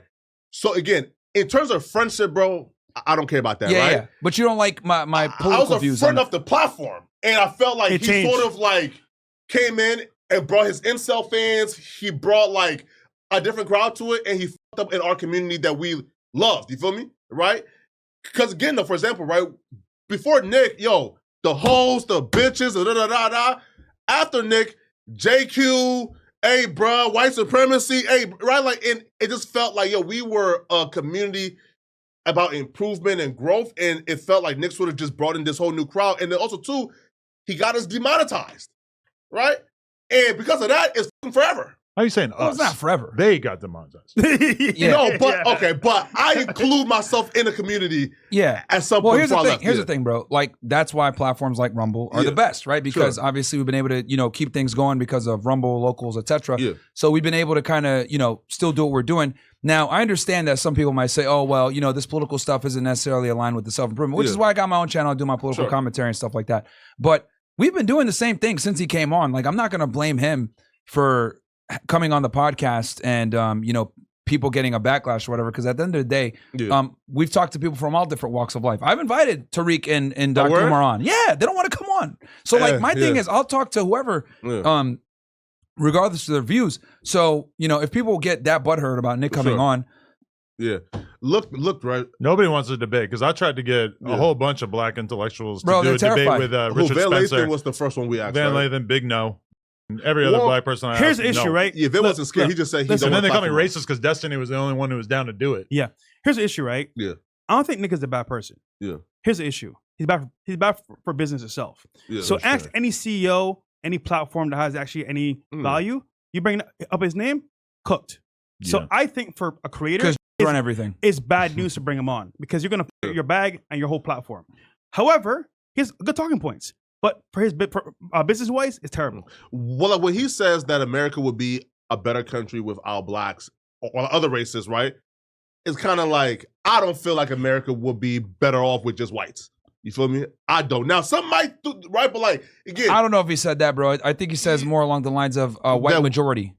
Wants it to stay a white majority country. White Christian majority country is what he said. Here, right? And here's the other thing, too. When people say that he's racist, then why did he campaign with Ye? Because it's famous. Bro, like, well, if he was actually a racist, he wouldn't campaign with Ye and be helping him write speeches and all that other stuff. Like white, black girls all the time. See, now y'all moving the goalposts. Right, First it was he's a racist, he hates black people, and then he campaigns with Ye, and now nobody got nothing to say. To be fair, Kanye is currently selling swastika t-shirts. Not anymore. He's the one black guy on earth who chose that business model. According to Nick Fuentes, though. Was that a good idea, you think? Probably not for his overall career. So question, in a rap, right? I You guys still are seen someone experts. wearing one. Yeah. I don't understand why Ye would do that to himself. Like, you're the pinnacle of what rap was for the very beginning. Chicago rapper, made it to who he is, made fashion, shoes, everything. And then to go on the point I'm just trying to say is not racist. When people say Nick's racist, But you're talking about Kanye, right? Nick is racist, the thing right? about Kanye is that Kanye believes that he's able to see the future because he did foresee a version of hip hop that basically didn't exist or wasn't the main style of music, and then that kind of like became huge through him. So he believes over and over and over that he's been able to be this trendsetter. He envisioned Yeezy before it existed, and then he created it, and it became $1 billion brand, etc. And so he believes that what he's saying is important, and that eventually he'll be vindicated, which very much seems and up he's for mentally debate. ill too, right? So when you have like somebody who's mentally ill and you make them angry, for example, bro, when Kanye West was going through his like divorce with like Kim Kardashian, and the right? kids, And his kids was being held from him. Kim Kardashian will call up and Harvey from like TMZ, and they will like use his platform to pretty much like demonize like Kanye West. And Kanye West, I look up, again, when you're mentally ill, it's very easy to go down this rabbit hole of, wait, hold up, bruh. Harvey is a Jewish man who has like TMZ, and he's attacking me. Wait, pause, bruh. The Adidas, right? Oh, shit, bro. Like, they f***ed me over and in my deal and took my trademark. Holy f***, boy, but pause, bruh. These executives who own, like, my publishing, they f***ed me over, too. So once you start putting together everything bad that happened in your life, and it traces back to one group, a mentally ill man like Kanye don't give a f*** no more. He's like, all right, bro, f*** them. Yeah, right? yeah, but hold on. Yeah. Where was the lie, though? Hey, man. See, that's the problem, right? See, like, yo, we gotta have honest conversations sometimes. Like, when because this is what he said that got him in trouble. Jews run everything. They run the media, blah, blah, blah, right? He said that on the Drinking Champs, whatever, right? And the DEFCON 3 thing. What happened? Jonathan Greenblatt from the ADL canceled him, and then he went from billionaire to millionaire overnight. So he was telling the truth. They run everything. And then he went ahead and anti-Semitism for saying that. But it's the truth. But don't you think if black people had more power, that they would basically operate almost exactly as Jews do at this point in I time? agree. It doesn't matter who it is. Like, You look got the power? at Jay-Z and Rock Nation and shit. What do they do? He just swings his dick around and just exerts his power to be able to get his way. See, any culture, any race that has the power is going to monopolize and do what they do. That's why when they say it's those people, the Jays, whatever, I'm like, bro, if it was the Chinese, the freaking Russians, it'd be the same shit. So my thing is like, attacking them, you become a target. What's the point? Bro, nobody hates oppression. Like, we just hate that we're not the one doing the oppression. Right? For example, right? Yeah, that's it. Bro, every minority group, right? The pendulum of justice always starts off here. And then they push. And then eventually, things become equal. But they keep pushing because niggas don't want equality. For example, the trans kept pushing, right? Women kept pushing. Even niggas kept pushing, right? And then eventually BLM showed, all right, bro, y'all going too far. We done with y'all. So I don't feel like anybody who funded all these organizations? Hey, man, I don't know. See, man. that's what bro, see? I don't know what you mean. This is what I'm trying to say. Like, oh, Mario, you go crazy, but this is the truth, bro. Yeah. Who's funded all that shit? Damn. First transgender surgery done by Magnus Hirschfeld, Jew. Feminism run by Jews. But just because a Jew was running a certain organization or whatever doesn't mean that it was part of a concerted Jewish conspiracy, right? Bro, if you look at all the leaders of whether it's feminism, the LGBT movement, all liberalism in general, it's always been pushed by Jews. Listen, I think that they do run everything. Now, hey, Fresh, Fresh will do it, man. Hold on. I'm about to cut this part out the interview. Hold on. Yeah. But I would argue anybody with power and money will do the same thing. So to attack them is like, bro, you're jealous that you're not them. For example, if the Chinese had the power and the money to do what they do, they'll do the same shit. So my thing is like, it's probably coming. They're working on it. Exactly. So my thing is like, I get it. People are mad that they're in power, but you don't stop them by talking on a podcast. They have the power. You know what they're gonna do to you? Cut you out, silence you, and then keep doing what they're doing. That's the problem, though. He's principled, and you're thinking business. No, but see, here's the problem, though. We may disagree with his principles, but he's standing on what he thinks is right. You're standing on business. But you know why? Because without power and money, you can't do shit. So my thing is like, principle is great, but they're gonna fuck you up. And then what are you gonna say? You're out of here. But with power and money, I can have access to do things to you that combat you. But without that, you have nothing. Yeah, but the problem, and this is my issue, right? Yeah. It's not that they're in power. I don't care. Like, they could go ahead and have their, lobby groups, etc., control media, pornography, whatever. I don't care about that. My issue is once they start to infringe on constitutional rights, the right to free speech, they're constantly attacking that every single time. I give you guys an example. Trump's just signed an executive order. Students that protest against what's going on in Israel and Hamas get deported. Well, I find it interesting that if a foreign student comes here and decides to go to school in the United States, right, which I'm kind of anti-immigration, that's all the conversation, but let's talk about the First Amendment here. They come in and they protest against Israel, they get deported. But if they go ahead and burn the American flag or talk shit about Donald Trump, nobody cares. So we're going ahead and running cover for a foreign nation, and that infringes upon our First Amendment, the freedom of speech. That's where I have issues. These anti-Semitism laws, these laws that we have in place, where we're basically favoring them, right, to protect their national security. You guys know why TikTok went down? For Israel. It didn't go down because of Chinese spying. No, it went down because of Israel. Because Jonathan Greenblatt of the ADL campaigned super hard to get it taken down because it was 70% pro-Palestine and only about 30% pro-Israel. And they couldn't control it like all the other social media platforms. So then it takes it down for a day. Trump, luckily, said, you know what? TikTok helped me get elected. It was the first time a Republican or a conservative was able to get the majority of the young vote. He brings it back up. But then when he brings it back up, if you put free Palestine, it's banned. But taking TikTok down was Trump's idea originally. It was. And I like that you mentioned that. Right. August 6, 2020. He originally said, I'm going to go ahead and take TikTok down because it's a spy app, right? For China. But guess what happened? It never went down. It wasn't until the started crying that they took it down. And that's what I'm trying to explain to you guys. Our national security, right? Because that was the main reason they want to take it down. And keep in mind, this is before October 7th, right? So our national security came second to Israel's national security. We took it down when it mattered for Israel, but we didn't take it down for our own security. Here's my issue. Hold on, wait. And that's what I'm trying to explain. That's just one example of what I mean when I say our government is occupied. And I know you don't like me talking about this stuff. You consider alt-right or far-right, but this is the truth. Oh, no, listen, and this is what's suppressed. This is what they don't want you to know. Again, though, I would never say you are wrong after I seen the most arrogant nigga in the world, Donald Trump, pushing a chair for Netanyahu. Listen, but then tell Zelensky, I'm not giving you no more money. Like, stop the aid. Stop the aid. When we said that we're going to stop foreign aid, we stopped the foreign aid for everybody else except for Israel. But I have a question. Yeah. Who let them in here? Who? Who let them in governments? Who? The Americans. Jew? Of course. So America let them come in here and do what they want to do. Why is that? Well, hey, listen. I feel like I got like red pilled with that once I saw, I think it was like Netanyahu in the Senate lying about like Iraq or Iran having like nuclear weapons. So like once I seen that, right, I'm like, so then he's the reason why we started that like entire war and fucked everything up. Yes, this is exactly what he said.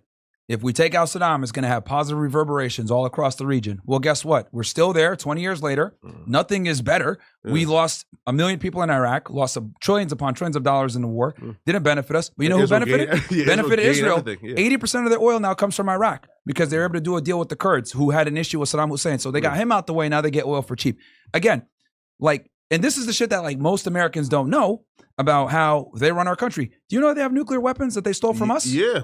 And they'll never publicly acknowledge it because they won't be able to get foreign aid. It disqualifies them from getting foreign aid.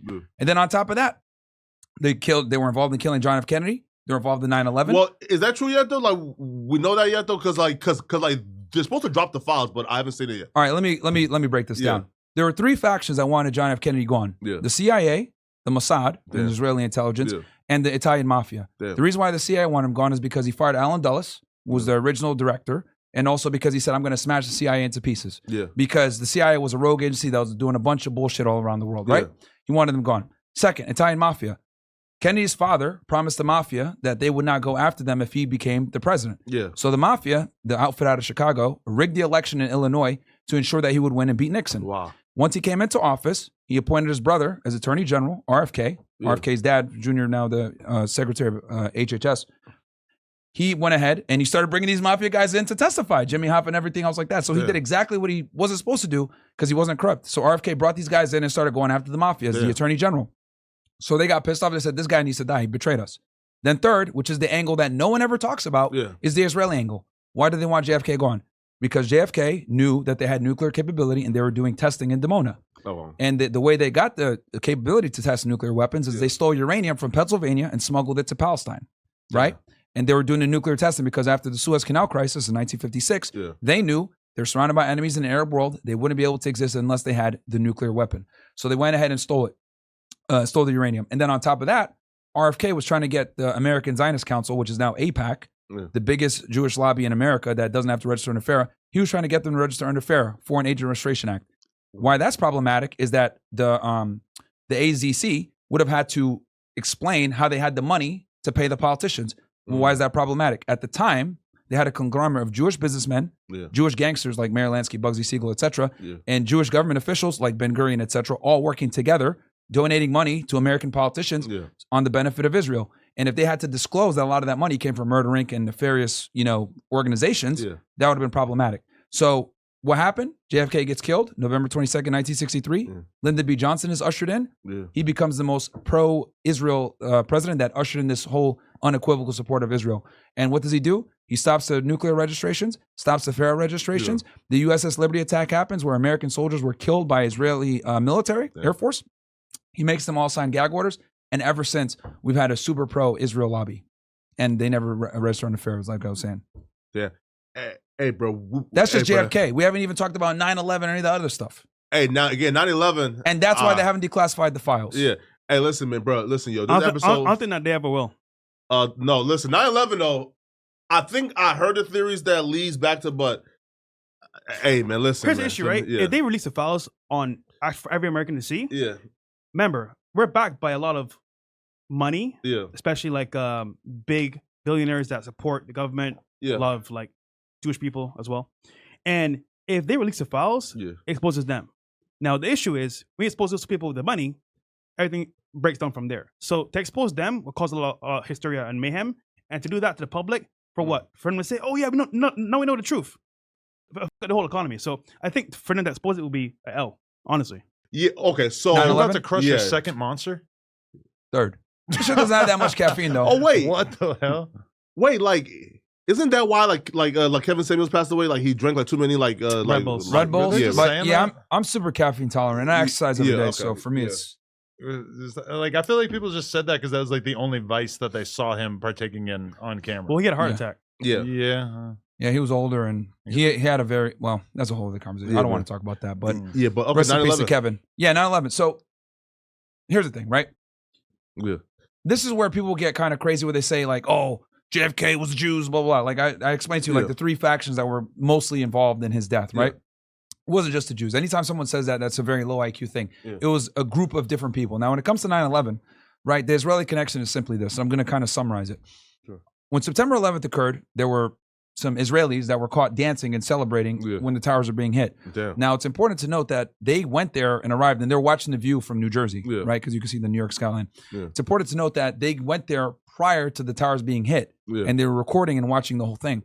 So this woman at the apartment complex like looks down and sees them in the parking lot celebrating, and they have a van. She's like, "What the hell? Why are these dudes dancing and celebrating?" And they look like Arabs. So she's like, "Okay, let me call the cops." Calls the cops. These guys were stopped. The guy comes out the car immediately. "Oh, we are Israeli. We're not your enemies. You know, the Palestinians are enemies." That's a weird thing to say to a police officer when you're getting pulled over. They find out that one of them had like 10K plus in cash. All of them had tickets to leave the United States like the day after, and they worked for a moving company. Right? So this is weird. So they call the FBI. FBI comes, brings them in, questions them. They find out that two of them have connections to Israeli intelligence. So they're like, what the fuck is going on here? Oh, wow. Then on top of that, they worked at this movie company that I was telling you about. Urban Moving Systems or Urban Moving Transport, whatever it may be. They go do a search warrant there.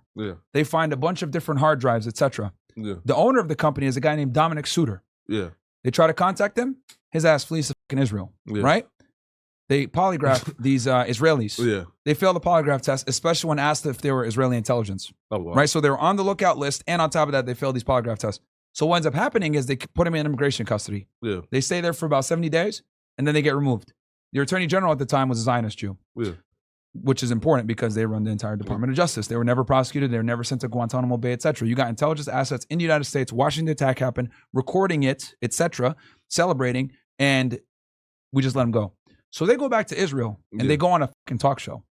And they admit on the talk show that they had foreknowledge that the towers were going to be hit that day. Then it gets more interesting. The person that owned the World Trade Center at the time was a guy named Larry Silverstein. I think we all know where he's from.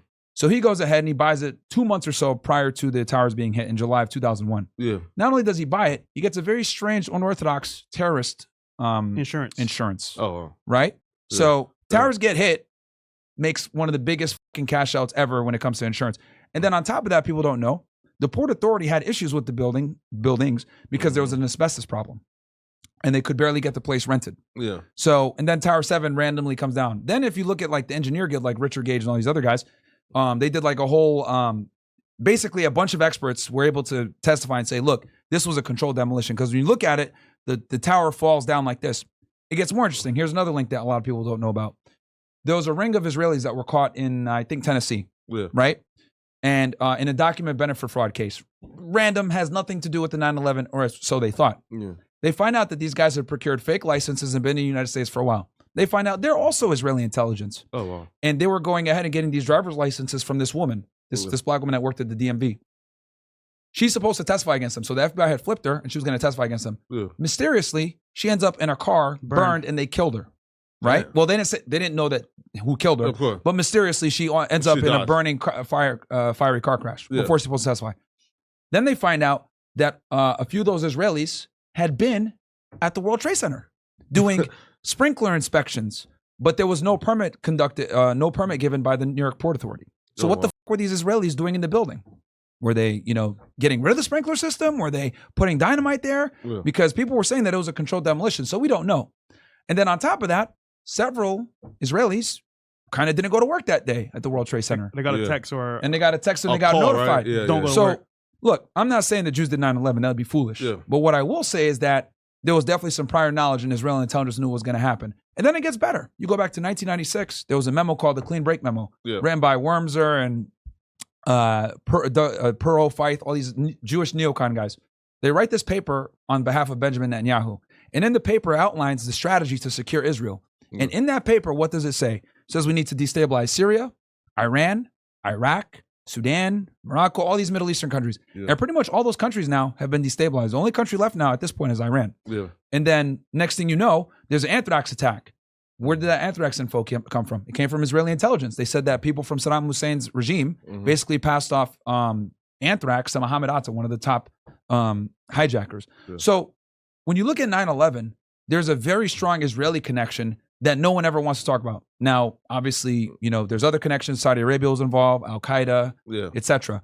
But it's, as always, when it comes to stuff like this, the Israeli angle is almost always suppressed and or classified. Also, Simpsons knew beforehand this was going to happen too. The cartoon, Simpsons. Oh, yeah. They were in on it. Matt Groening, he was in on it. They knew it. Yo, Kevin Samuels, is it true that he told y'all, hey, bro, leave the Jewish stuff alone? He did. He did. He warned me. I'll never forget. We made a joke saying, you know, don't be a kid or don't be a some shit like that. Yeah. And I'll never forget. We got off air. He calls me. I was at CVS. And he was like, yo, take that video down. I was like, what? Oh, wow. It's like, yeah, take that video down. I was like, well, what are you talking about? He's like, yeah, you can't play with this. You can't say this stuff. And I was like, really? He's like, yeah, bro, hell no. And at the time, who was the head of YouTube?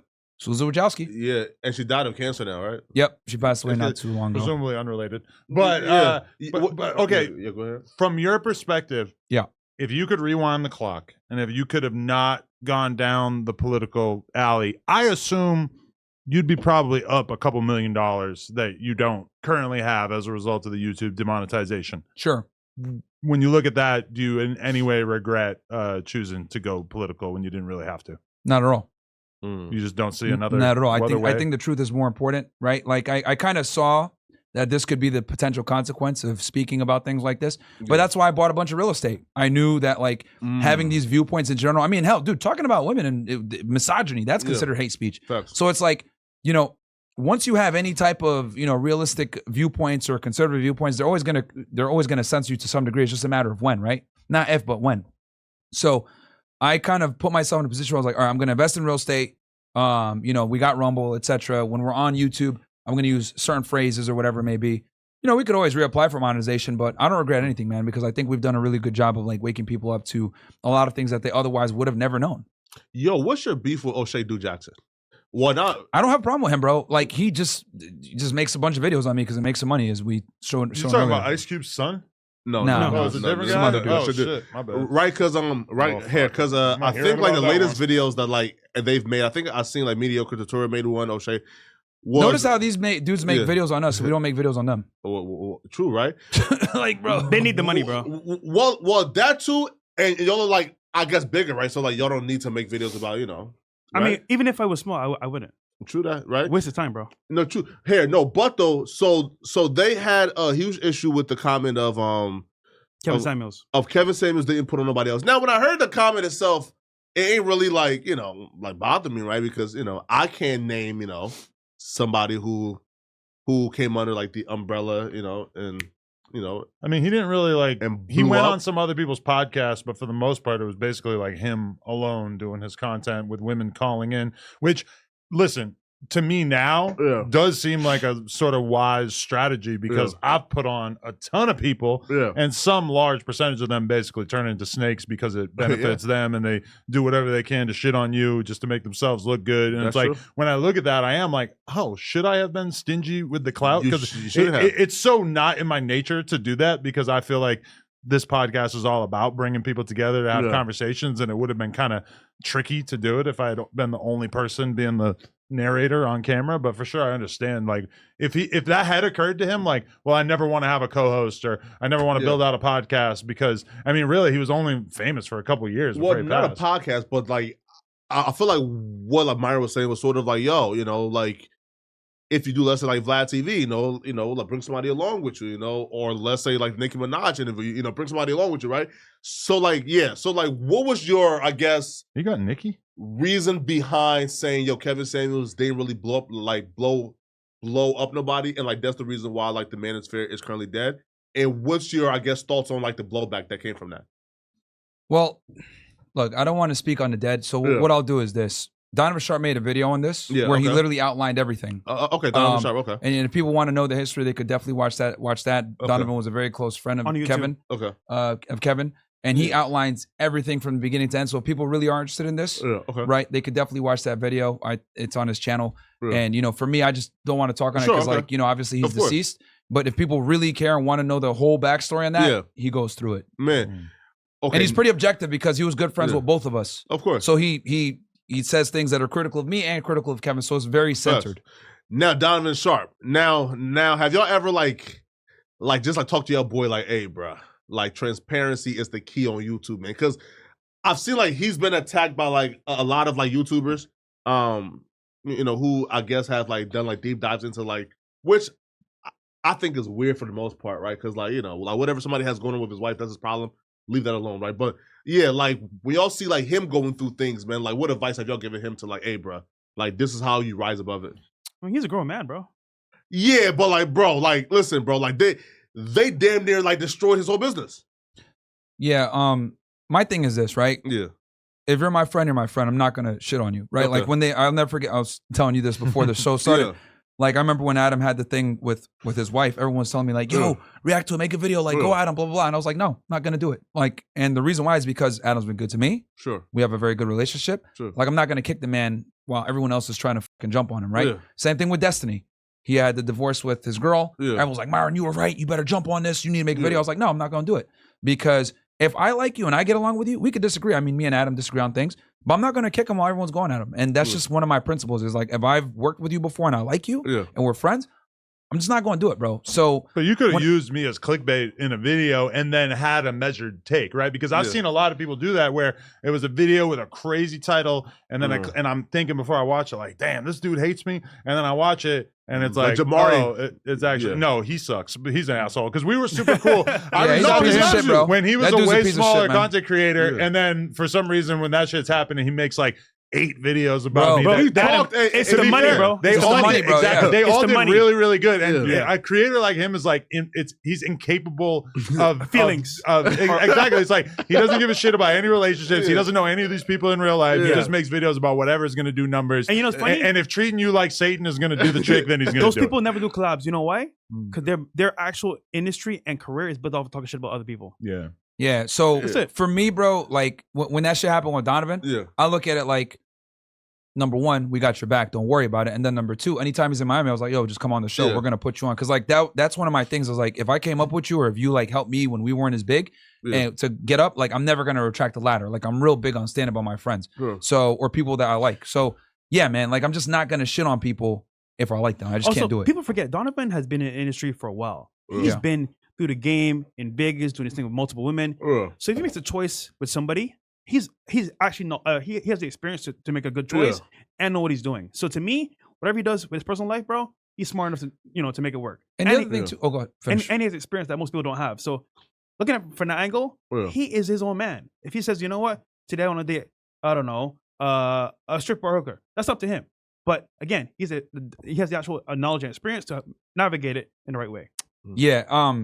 Like I said, man, like views a lot of the times isn't worth, friendships and relationships and they're just like it's just like cheap. I look at it like, bro, are you gonna like tarnish this relationship with somebody that did well by you just for some view? Like, is it really worth it?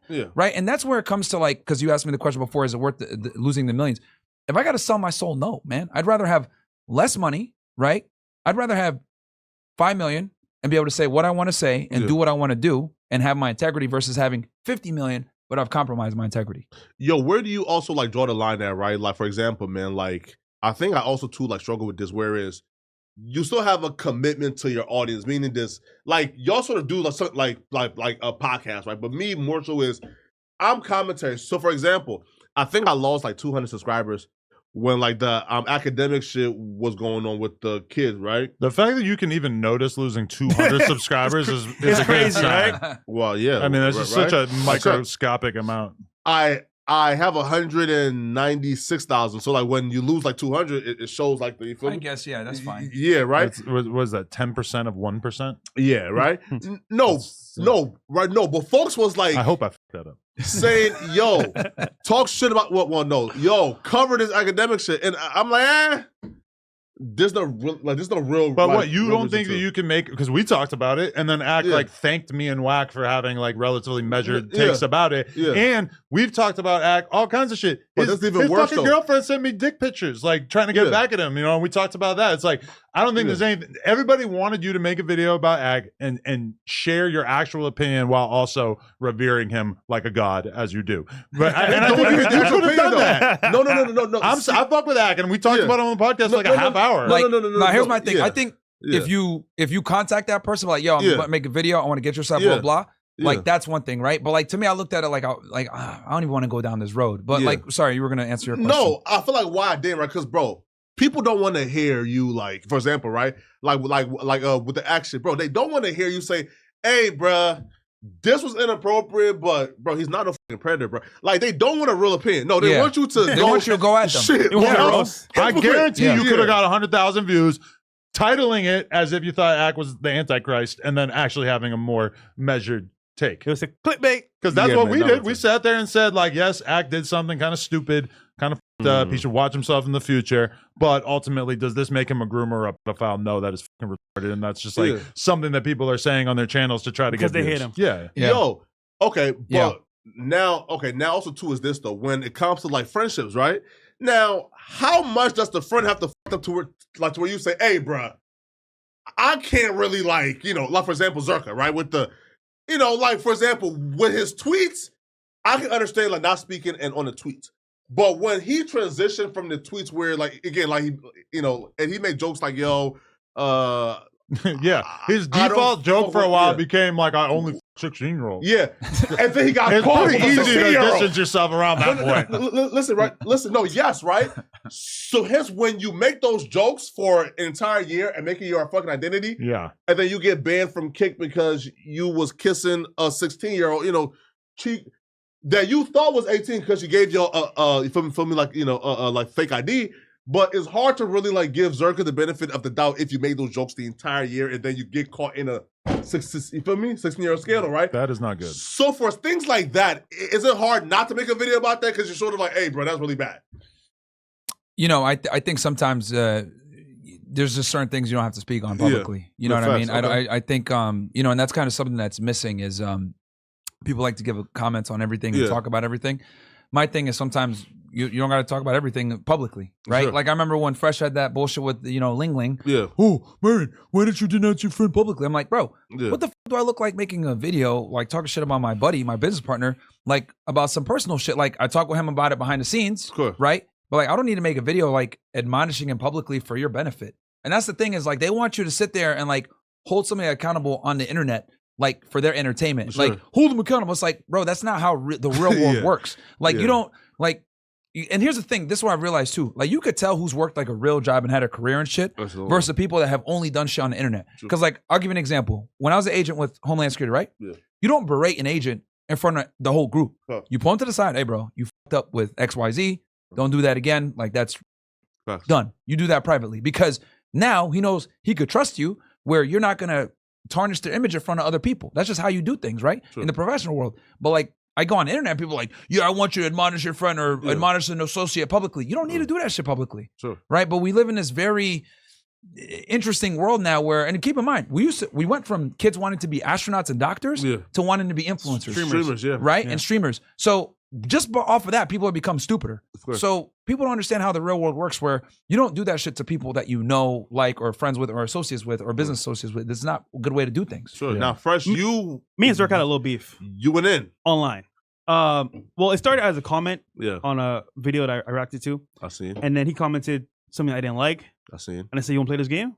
Yeah. We can play this game. Yeah. And I had some info that I didn't want to share publicly because it was fucked up. But, I look at Zucker as a funny guy. A choice to be like edgy. Yeah. I don't take him serious. So to me, it was like, all right, he got caught online doing whatever. But he's just a fucking like funny guy, bro. That's why I don't feel any need to like put out an official statement about Zerka because he's just doing ridiculous shit day in, day out. Honestly, bro, I feel bad for the guy. Why? He's damn near in Fousey territory in terms of just like, okay, we don't have to like even talk about this because it's so ridiculous. A creator standpoint, listen, I think he's charismatic. He can control a room. He has that wow He's very factor, funny. right? Yeah, he's hilarious. The issue I saw is that, like, well, just to be fair here, he could have went to the moon and back. Oh yeah, He was going to the very top. I think Dirk would have been one of the biggest creators known to man. Yeah. However, the whole angle of, like, you know, young girls shit, Making that your joke. that was kind of like, whoa, self-destruct 101. Yeah. But again, he's his own man. He could do what he feels like. Sure. So listen, I think he's a We cool squashed person, it though. and it's squashed. But like, Yeah. again, Shout out to Zerka. as a creator, Well, no, don't shout out to Zerka, but shout out he did his thing. to Phil. You know? Listen, when you see those Sneeko like come on the platform, now listen, I'll be real. I'm not sure if Sneeko has ever heard me talk about him, but yo, I am happy with this new Sneeko. Bro, look, bro, listen, yo, bro, I've done a video on it. I would talk about it, you feel me? And like on my like stream. Yo, this new Sneeko to me is the genius that I fell in love with, right? Pause, right? Yeah, pause again. Listen, him and El Monte Films were like my two favorite YouTubers, right? Mhm.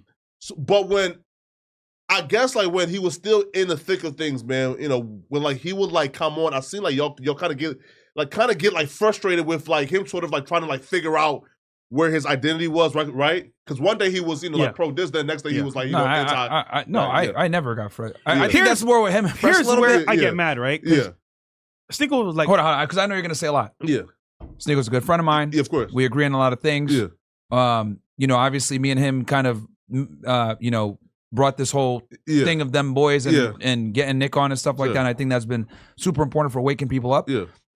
But you know, I like Sneeko as a good friend of Yeah, mine, and me I'm too glad that now, he's yeah. he's going back to his artistic roots. I love this new Sneeko. Maybe he'll come back to the political world, but if he Yeah. doesn't, I support him. But go ahead, Sure. bro. Yeah. I know you Listen, got more. Yeah. So. Sneeko is a very smart young man.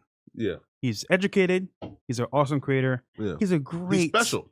a great streamer as well. Yeah, The issue with Sneeko is that, like, he had the world in his hands as well. yeah, He had the world by the throat, say, you know what?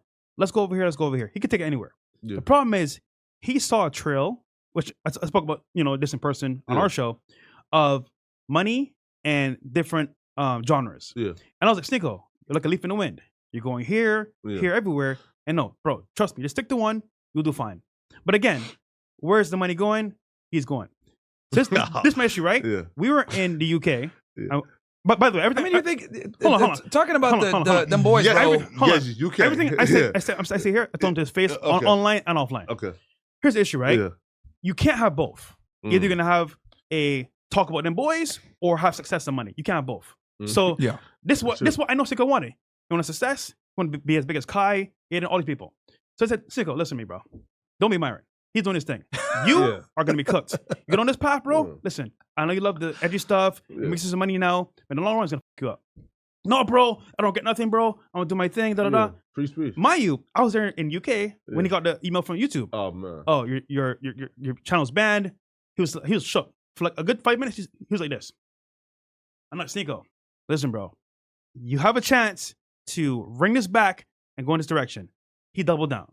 And listen, I wish him all the best. I think he's a great creator. The problem is that you can't have both. But bro, they did kind of. It wasn't even the No, them no, boy like- stuff. Yeah. They bet there was COVID misinformation and Yeah. I know. something else, which is But then bullshit. Because then it's not saying the election was But rigged. then he went Those hard. two things got him a strike. But And then I he don't went, even think you can get strikes for those things. No, not anymore. It's not They got bannable rid of anymore. that, right? No. His account should be reinstated. no. Facts, I But agree. hold on, it could have been. And this is where like I do shit behind the scenes that people don't know. Yeah. I talk to a lot of people that are high up, YouTube, Yeah. Rumble, all this shit, right? And I know what can happen if you move a certain way. Yeah. The problem is he doubled down on certain things, which is the Jew shit, all that shit. And look, listen, bro, you got a choice to make here. Either you're gonna be big, make money, or not. He chose that path. And listen, I ain't mad at him, but now what is he doing? What he should be doing from the very beginning. Oh yeah. So my thing is, you just wasted. What all is that- he doing now, though? Oh my bro. More You said artistic. art Vlogs. shit. Vlogs. Vlogs. It's artistic, artistic. It's cinematic. Back bro, to how he used to be back in the day. Where's he he's the posting greatest those? editor. Listen, X, Twitter. Really? Twitter. Yeah. bro, listen, bro. Like I feel like his magic is he's probably like top 3 greatest editors I think I've ever seen like, on 100%. YouTube. Really? 100%. Oh, bro, Yeah. bro, which is why like I got so frustrated because I'm like, bro, Sneeko, nigga, yo, you are a genius. Like you are a literal genius, right? Like you don't need like again, bro. Like there's certain people like y'all who rise to the top, right? Because like you know, one like your work ethic, two like like y'all are special, right? But you doing this, you will probably like go down to like the dumps of like like the rest of the guys who are like in the manosphere before you become Fresh and Fit. You'll probably become those guys first. which is why I never seen that, right? But hey, listen, man, I'm happy he's doing it right now. But somebody else though, who they probably regret their decisions, of like transitioning to this path, and somebody who like y'all forgave, which I did. I don't quite understand why you forgave this person. Pearl. No. Okay. Yeah. So just walk us through that decision of like thinking about, okay, Pearl, like at some point we were like, bro, fuck you, we not forgiving you, but y'all eventually I think like squashed it, right? Yeah, man. I mean, like, look, I think there's always, at the end of the day, it's the internet. Nothing is really that serious. I mean, hell, I didn't like that you, said those things about me, but we're having a discussion now because I can speak with people that I have disagreements with. Yeah. So I think that's very important to be able to have discourse with people we disagree with. And then for her, it wasn't the worst thing ever. Like, I think she had said something about she didn't like how I talked with her ex-boyfriend when she came, which I can understand why she would feel that way. But at the same time, we had just had that like guy show up at the place. So obviously I was on edge. Yeah. So I could talking see about the angry reactions, dude. Yeah. The big ass black Yes, dude yeah. that- She brought him there and she didn't tell me about it. Got it. Or she had spoken with other people on the team, but they didn't tell me and she was supposed to tell me. Right. But miscommunication, whatever. So I was like, dude, this is the end of the world. And she apologized. Yeah. So I was like, all right, man. Like, no big deal. Now y'all My also, issue with Pearl is more just the fact that I feel like at some point she just realized that she could just say the dumbest possible things on Twitter and that would be like her path to getting attention on the internet. I feel like when I interviewed She's her, really good at rage baiting on she's Twitter. still like sort of reasonable. And then at some point it became like every woman who gets raped deserves it. It's just like every day Wait, she's what? like, I Nah, she swear didn't to say God, that. I have seen her say, Come on. It might not have been exactly that, but it's super close to it. Like I've seen, it's just like every day quote tweet someone like, every woman is stupid. And it's just like, she's just like, I've never seen somebody so audience captured as her, where it just went from like her seeming like maybe not the brightest person ever, but at least she was a person, to just being like a robot that had been programmed to just offend people for attention. Here's where I think my talents would be actually developed and flourish if I was a manager. I can see before what happens needs to help. most creators. And just like Sneeko, I think she's a great creator. Pearl? Hold on. Let me explain. By copying what's already been done. That's what Did she stopped uploading when she got demonetized? Yeah. Well, she still uploads right now. Oh, she does? Yeah. And But like she stopped for like a month though. she helped us in the UK when we were She's with her. live right now with 400 people watching. There you go. With her studio. shit. That was awesome of her for doing that back when she was popping. Yeah. So shelter her for that. But on the other hand, I think she saw a space which she could enter in, copy the formula, and do her thing, which isn't a bad thing, by the way, because that's what a business person would do. However, long term, I don't see her having her original points of views to make it last that long, in my opinion. No, and she was like the darling for like a long time of like the Red Pill space, right? To who? No. She might have wanted to be. I don't like, think she she actually was. debated for however. Look, I'll say this. Yeah. I'll say this. She was able to get into certain situations, certain rooms that we wouldn't be able to get into as being a female. And look, Being white. well, that helps too. Yeah. But like, whether it's me that gets the message out there or her that gets the message out there, it's fine. It gets it out there. Sure. So I think that's very important. So, we could have our disagreements and stuff like that, but I think in the greater movement and the greater scheme of things, her bringing awareness to the situation and hitting an audience that might not necessarily want to go watch us because we might be a bit more crass or more controversial. She may be able to convey that in another nicer way and bring some other people in. It feels like we've seen so many people in the sort of like right-wing manosphere, whatever, like space who had a moment of attention on them, and then you look at them 6 months later and it just completely dries another up. thing too that I want to bring to attention, right, that a lot of people don't know about is the Department of Homeland Security actually wrote a paper. Damn. Like they did a whole thing. You can Google it right now if you want, Adam. Yeah. So just so you know, I'm not capping. Type in DHS Manosphere, and literally they wrote a paper and they identified a bunch of influencers that were problematic in spreading hate. It was us, Pearl, Sneeko. This is on the couple other people. Congress.gov website. Boom. So Yeah. it's not. I'm not capping. It's official. So they wrote that paper, right? And they had a whole a hearing on this thing on TV. Yeah. And what ended up happening was I noticed that all the Red Pill channels started like getting hit on the YouTube algorithm, not getting as much views and as much reach. Yeah. Now, with that said, Donald Trump on day one signed an executive order to stop government collusion with big tech to censor people. So hopefully we can reverse that, because that right there is the purest form of government intrusion onto American citizens to silence them and censor their ability to speak freely. And they're colluding with big tech. Who did it? They did it with all the platforms. Then next thing you know, we get banned on Meta. We get banned on Instagram. We just lost our Instagrams like 2 days ago. Again? Damn. Again, bro. Yeah. This is like my 10th Instagram. Yeah, TikTok too, right? Yeah, and then this is after Zuckerberg literally said, oh yeah, we're going to allow more free expression. Like, what the fuck, dude? Bullshit. Yo, what's y'all take on MLK? The declassification? Because I think I heard like Charlie Kirk even speak on, even Pearl like posted MLK was a race baiter, he was bad. But then there's some more, I guess, like destructive shit coming out now where they claim that there's tapes of him in a hotel room, the audio of him laughing while a woman is being raped by another like Baptist minister. Well, this is what I'll say about MLK. Yeah. Long story short, he was a communist. Yeah. He was a huge adulterer, smashing all kinds of girls. Well, white women. White women too. Doing orgies, all this stuff. Yeah. Right. You know, the FBI had tried to blackmail him with this under the Hoover administration. So yeah, I mean, a lot of that stuff is true. We'll obviously see the full story of his assassination, everything else like that when everything is declassified. But yeah, man, I mean, a lot of the stuff is true. So, you know, we'll only see what happens. But this whole declassification stuff, bro, it's cat, man. I ain't gonna lie to you. Like the Epstein stuff, huge fucking blunder on that. Oh yeah, I see like the list, but the list was just like what 70 something names or 100 names.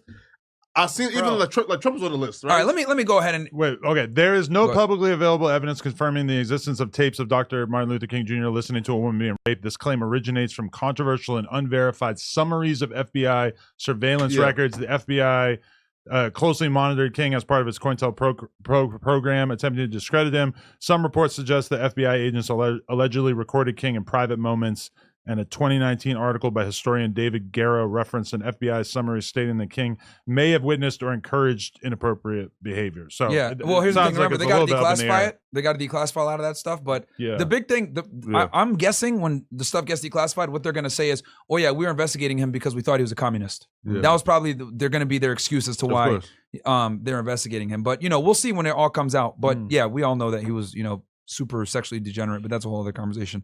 Now, when it comes to Epstein, let me go ahead and break this down for y'all very simply. This is what the American public needs to know that probably won't come out in the declassification. Simply put, Jeffrey Epstein was an intelligence asset for Israeli intelligence. Whether it's Mossad or Unit 8200 or whatever, he was 100% Israeli intelligence. His job was to compromise people of influence and power that can basically blackmail them. Fact. Right? One of the things, so this is how the scheme would work. The guy that financed him was a guy named Les Wexner, right? This guy's a Jewish Zionist billionaire who owns a bunch of different companies to include Victoria's Secret. There was another guy named Jean-Luc Brunel, who was Epstein's guy who would get girls for him. Then there was Ghislaine Maxwell. Ghislaine Maxwell would go to the UN, and she had all these powerful people that she knew. She was like an environmentalist with the ocean. She'd go to these UN meetings. Oh yeah, let's care about the ocean, blah, blah, blah. But it was all a ruse basically to get around very powerful and influential people. They'd have parties. Her and Epstein would show up. They'd have all these hot Victoria's Secret models because Les Wexner owned Victoria's Secret. And also Brunel was a model recruiter. So he would have women of age and women underage. So they'd be at these parties that have these of age women there. People are like, holy shit, this guy has hot girls. Who's this dude? He's a billionaire. No one knows how he made his fucking money. He only had one client, which was Les Wexner in his financier Rolodex, which was weird. But he'd be like, hey, you know what? You should hang out with us one time. You come to my house in Palm Beach, come to my house in New York City, come to my house in Nevada. I got a ranch over there. Come to my house in France. He had, or my island. He had all this money and all these places. So they'd show up. Next thing you know, there's girls there that are underage, give him massage and all this other stuff. Now you guys might be wondering, well, hold on. How did he recruit these girls? Well, back in the early 2000s and even before that, what Epstein would do is there were high school girls all over Palm Beach, and he would recruit one to do these massages. And then every time she would come, he would kind of like escalate it. And then he'd pay her a couple $100s and be like, hey, do you have any friends that you go to school with? I remember this from the documentary, yeah. Boom. So he'd recruit, basically had a whole ring of girls that were underage. They would do these massages, and they would go to his house and service his clients and everything else like that. So that's how he had the girls. Now, he actually went to jail for this. Palm Beach and the state arrested him for this. Now, the FBI did investigate him, but what ended up happening was the United States attorney for the Southern District of Florida, a guy named Acosta, he was told to stand back because Epstein was intelligence. And one of the things that Epstein would do is he would compromise these people and blackmail them. So like Bill Gates is one of the known people. What he would do is like, hey, Bill, this is what you're going to do. I need you to donate money to MIT, to their tech program. They donate money to MIT in his name, of course. He would be there to oversee all the new technology and innovations they would get. He would take those secrets and give them to Israel. Because Israel has been stealing technology from us for a very long time. they have some of the best intelligence assets and best military because we fund them a lot, and the Mossad is very cutthroat. Literally, their motto for many years was, by deception, we create war. They're the kings of false flags, right? And blaming it on Arab countries and using the guise of terrorism. So he was stealing technology from U.S. universities that Bill Gates and other wealthy people would donate on his behalf. Wow. So that's just one example of how he would do it. But that's how the scheme worked. Wow. Now, the reason why they don't want to declassify this, because they're going to expose a lot of people in the Jewish Zionist lobby. That's why. A big reason. Yo, so, like, I think even, like, Candace Owens had, like, some, like, question about, so how do you think, now, I know he was, like, a Mossad agent, but, like, how do you think Epstein got so rich? Like, what was, like, his actual, like, occupation in business? Well, he was a math teacher, right? Okay. And then all of a sudden he comes into these millions upon billions of dollars. Yeah. Les Wexner. Les Wexner is a billionaire Zionist Jew that owns a bunch of companies, to include Victoria's Secret, etc. And he basically funded him. That's crazy. Yep. Damn, he really... Damn. Yeah, because when you look at Epstein's records, he only had one client. It was Wexner.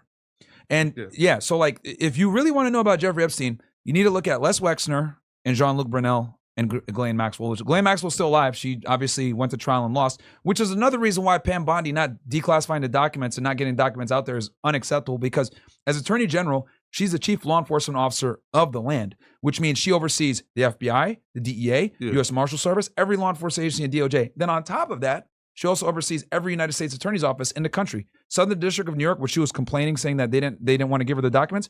She could walk in there and say, "You motherfuckers are giving me everything," because she's their boss. Wait, the United States Attorney reports to her. How do you say her name? Ghislaine Ghislaine Maxwell. Ghislaine Maxwell. She ended up getting all this time, never snitched on anybody, and that's just the end of the story? You know, she went to trial. Why wouldn't she snitch? This seems like such an obvious person to do so. I don't know. It gets even better. Yeah. Her dad, Robert Maxwell. Mossad agent as well. So check this out. Remember how I told you Israel stole the nuclear weapons from the United States? Yeah. A guy named Mordecai Vanunu was going to expose it. Yeah. He went to the press. Hey, I got the story. I got 50 pictures here that shows that Israel has nuclear capability. Those pictures got sold to a newspaper. Guess one newspaper? Robert Maxwell. What does he do? He tells Mossad, yo, this dude right here is about to whistleblow and expose our nuclear program. Oh, wow. What do? They get this chick, says, hey, come meet me in Italy. Mordecai Vanunu flies over there thinking he's about to get his dick sucked. Next thing you know, dudes in yarmulkes fucking grab him, put him in a fucking van, send his ass back to Israel. Gets fucking put in a secret court system. Yeah. And goes to jail for like 10 years. That's crazy. Yeah, because he whistleblew on their nuclear program. Everyone knows they have a nuclear program, but this is why Israel will never publicly acknowledge it, because we have laws that Jimmy Carter put in place in the 70s, where if you have nuclear weapons or uranium enrichment program or any of that other stuff, which they participated in stealing our uranium, you no longer qualify for foreign aid. So that is why Israel never publicly acknowledges that they have nuclear weapons officially. Wait, but if you know all of this, right, then why still support Trump? When, like, for example, there was a... Good question. Yeah. That he's a hardcore Zionist? Yeah. So here's my thing, right? Because I voted for Trump. Did you vote? No. You voted for Kamala. Don't lie, bro. Listen. Yeah. You voted for Kamala? Yeah, I know he voted for Kamala, bro. I support her, yeah. Yeah, this nigga voted for Kamala, bro. I knew it. Even I didn't know. No wonder you don't like my comments. Anyway. Nigga, you an L, bro. You an L. What is L? Wait, I feel like I've been pretty public, though, here about my support. I did not know her. Yeah, I could feel it. Yeah. As soon as he said he got mad at my comments and shit like that about blacks, I was like, yeah, he voted for Kamala. Anyway, they not like us. Right? Okay, so because that's a good question. Yeah, of course. Hey, Myron, you're very critical of Israel. Why are you supporting Donald Trump, who's a hardcore Zionist? I'll keep it simply. So my main voting, when I voted, I had three things that I was most concerned about. Number one was foreign policy. Number two was immigration. Number three was inflation to a degree, right? Now, the problem with inflation is the prices never really go back down, right? Like, and you can kind of deal with inflation, because with inflation, make more money, it sucks, it blows, right? Eggs are expensive, whatever, but you can always kind of deal with that by making more money, right? Immigration, we have a huge immigration problem, and I can speak to that in detail. I got in trouble on X for this shit, being critical of the H-1B visa. Elon, me and him got into a whole little thing or whatever, but that's a whole other conversation.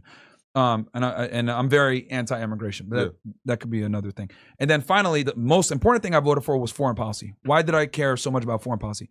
Because that's the one thing that's really out of your control, right? Immigration too, but foreign policy to another degree, because the president literally dictates whether we go into nuclear war or not, right? Like, who cares about inflation or Mexicans coming here if we're in nuclear war? right? And during the Biden administration, we got into 2 foreign wars, Israel and Russia and Ukraine. Yeah. Now, with Russia and Ukraine, we're just putting money into a war that was losing. And I love the fact that he finally told Zelensky this shit to his face, because for 3 years, I've been saying we're wasting our fucking time fighting this war against Russia and we're losing. And I remember I got like attacked. People said I'm a Russian agent, Putin supply, Putin stooge, all this shit. And I was like, but then finally, Trump campaigned saying, yo, we're losing the war. It's a waste of time. And the mainstream media never wanted to tell the American public the truth, that it was a waste of time and we're spending a bunch of money, right, in a proxy war. And the reason why they didn't want to do that is because Biden was in, and they didn't want the American public to know that their tax dollars were going into a war that was killing 1 million plus people for no reason, and we can't win. Russia is a nuclear superpower. They can take over Ukraine literally in one day if they wanted to. But Putin wants to slowly take it intact because a lot of these people are ethnic Russians. So that's the first thing. So I didn't like the war that we had in that we have in Ukraine. Yeah. And on top of that, fun fact, your person that you voted for, Kamala Harris, was in Ukraine roughly 2 weeks before Russia invaded.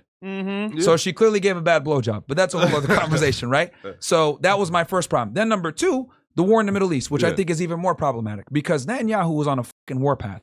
He literally was, he used October 7th as an excuse to wage a war in the Middle East. A lot of the stuff that they said, the beheaded babies in ovens, all the people that died, it was all a lie. Israel actually ended up killing a lot of their own people. The IDF, the Hannibal Directive, which is a directive that Israel implements in times of war, sometimes when, militia fighters from Palestine invade and try to get hostages. Why? Because what's up happening every time the Palestinians kidnap an Israeli, that creates a very bad diplomatic nightmare for them where they're trying to get that hostage back, but they know they're going to have to trade over like 100 Palestinian prisoners to get that one Israeli back. So they implemented the Hannibal Directive. And there was like a big case. I think Gilad Shalit was his name. IDF soldier got kidnapped in like the mid 2000s. And they traded 1,000 Palestinian prisoners to get him back. So that is why they did it. And Yoav Gallant admitted this, even in Israeli times, saying, yeah, we implemented the Hannibal Directive on October 7th. So I say all that to say this. They spun up a bunch of lies to sensationalize their incoming military aggressiveness, where they would indiscriminately bomb Gaza. Then he went ahead and waged a war in Lebanon against the Hezbollah. They did the pager attack, etc. Then they assassinated Ismail Haniyeh in Iran. Then they were bombing the fuck out of the Houthis. Now, they did all this because they wanted to get a retaliation so that they can bring the United States in.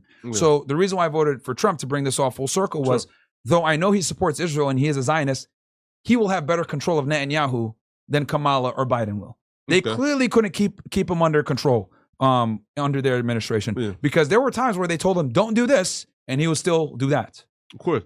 But, okay, but don't you feel like, though, especially, for example, right, when we see, like, for example, Trump and Zelensky, and then Trump saying, hey, we will take over the Gaza Strip, which means, bro, in like 10 years, we're giving it back to Israel, right? So like, when you see him like just so apparently like conceding to like all the dictators, it's kind of like, damn, bro, like it don't feel like Trump is doing these things in good faith. It feels like he's doing these things to sort of like win favor with like these people. So hence, after 4 years, when he's done, he can. This is stuff that Trump literally wrote about in The Art of the Deal, like 40 years ago or whatever. Where basically, if you're in negotiations with somebody, you set your standard or like what you're asking for to be so one-sided that ultimately, when you relent and you end up somewhere in the middle, it'll seem like the other person got something similar to a good deal. I don't think there's any part of him that actually thinks that he's turning Gaza into a fucking casino. But ultimately, whatever they land on, it's going to seem at least somewhat fair because it won't be as extreme as this crazy concept. I'll tell you why that's floated. actually a very real possibility. But to answer your question with the whole Russia thing, look, Russia's a nuclear superpower. They're extremely capable. They have hypersonic missiles. They have nuclear weapons. Like, it would be very foolish for us to get in a conflict with them over fucking Ukraine. Like, especially when the territory that he's taken, by the way, they're all ethnic Russians anyway. You know what I mean? So it's like, dude, Zelensky, take your L, let Russia have that part, and and here's the thing. I don't want to say that we've kind of been asking for it, but like, we've been promising that we would not expand NATO for decades. And we still have. Since the Clinton era, we've said we're not going to expand NATO, and we've been doing it, right? So like, this is the equivalent for Americans that are watching me right now, because I know there's probably some dumb Democrats. Oh, well, you're letting a dictator do whatever. It's the equivalent to this. Let's say China wanted to put missiles in fucking Mexico City. We would be in there tomorrow to get rid of them. Same thing with Russia. Like, Russia obviously has their sovereignty and their national security. They don't want NATO right on their borders. I understand. right? Ukraine's a free country, right? Like they should be able to like join NATO if they want to. Well, that's the thing. Like, there's been agreements that we wouldn't let it happen, that we wouldn't do that, right? And we've been kind of like picking that up consistently. So, and we've been promising this for decades, since the Clinton era. So this war was almost like a foregone conclusion, right? And then there's a bunch of conflicts going on in the Donbass region, et cetera, which I won't go into because, that may be a little bit too detailed. But the long story short is he's ending that conflict, which is great, right? And he put Zelensky in his place finally. This dude showing up in fucking regular ass clothing, like, I'm standing in solidarity with my soldiers in military. That's clip farming though, right? Like he's been wearing that for like 3 years. JD Vance was aura farming, bro. Like, right? Of course. Bro, Vance was aura farming to the finest, bro. Like, you remember, like sticking your chest, like, you won't come on. Like, come on, bro. But the thing is that, like, he didn't lay, though. It's very obvious. It's very obvious that Zelensky is an entitled brat. He's been getting all this aid because Biden has been like super in bed with Ukraine since. People don't know this. Biden was in Ukraine damn near half of Obama's presidency. He was always there. So that is why he supports Ukraine so much. Burisma and also the shit, he has business dealings there. So he had obviously a personal incentive to help Ukraine. That's the most corrupt country ever. But now when it comes to Israel, right? We got to be honest here and understand that a lot of Trump's money came from the Israel lobby. Miriam Adelson gave him $100 million. That's going to come with some strings attached, right?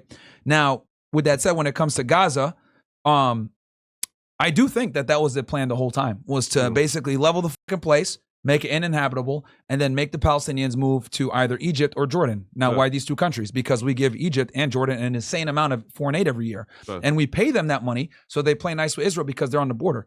Egypt used to be an arch nemesis of Israel. So that's why I think that they actually might move them there. Now, I know the Arab world is fighting, saying we're not going to take this, whatever, but the reality is Jordan and Egypt are beholden to us. So I foresee that Trump will tell them, no, you better take the refugees. And the other thing that I think is also important for the public to know is that the entire time Israel's been saying, hey, we have a right to defend ourselves and Hamas is underground. Well, if Hamas is underground, why are you guys indiscriminately bombing above ground? That doesn't make sense, right?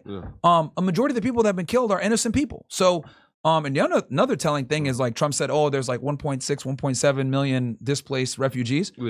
Well, we know that on the most conservative ends, 2 million people lived in Gaza. More like 2.3. But let's be conservative here. That means we have roughly 300,000 people missing or dead.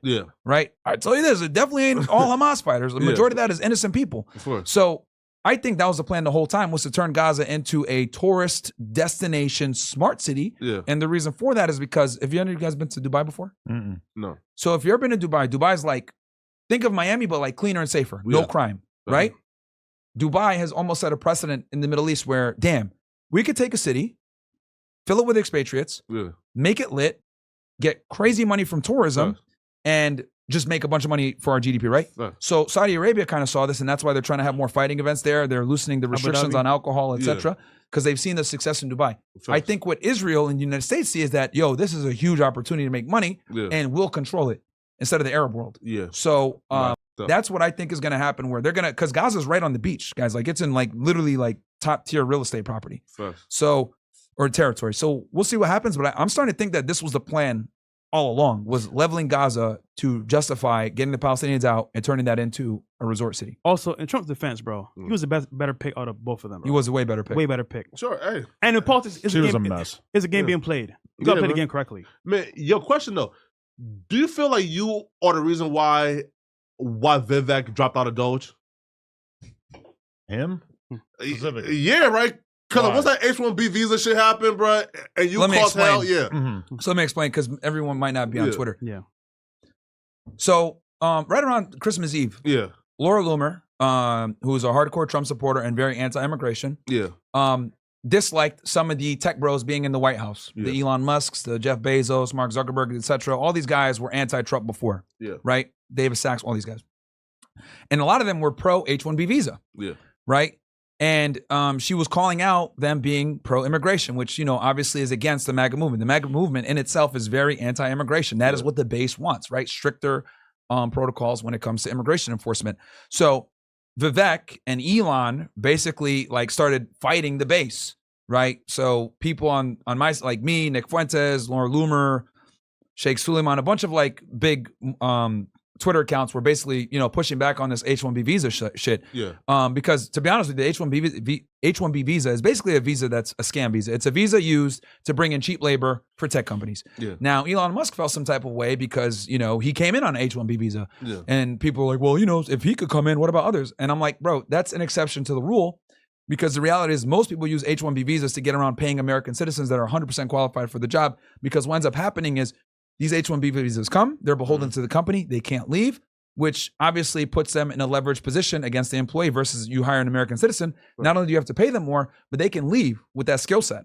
Right. So these companies are far more incentivized to hire cheap labor from foreign countries. What is that country mostly? India.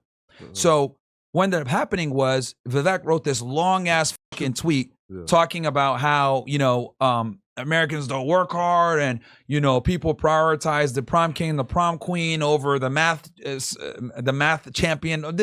This whole long ass fucking thing trying to tell Americans some shit, right? And obviously the MAGA base rebelled against that. They didn't like it because, it's a more pro-immigration stance. And basically he got a lot of backlash for that shit. So what he ended up doing was that kind of led to him leaving Doge, and now he's running for governor of Ohio.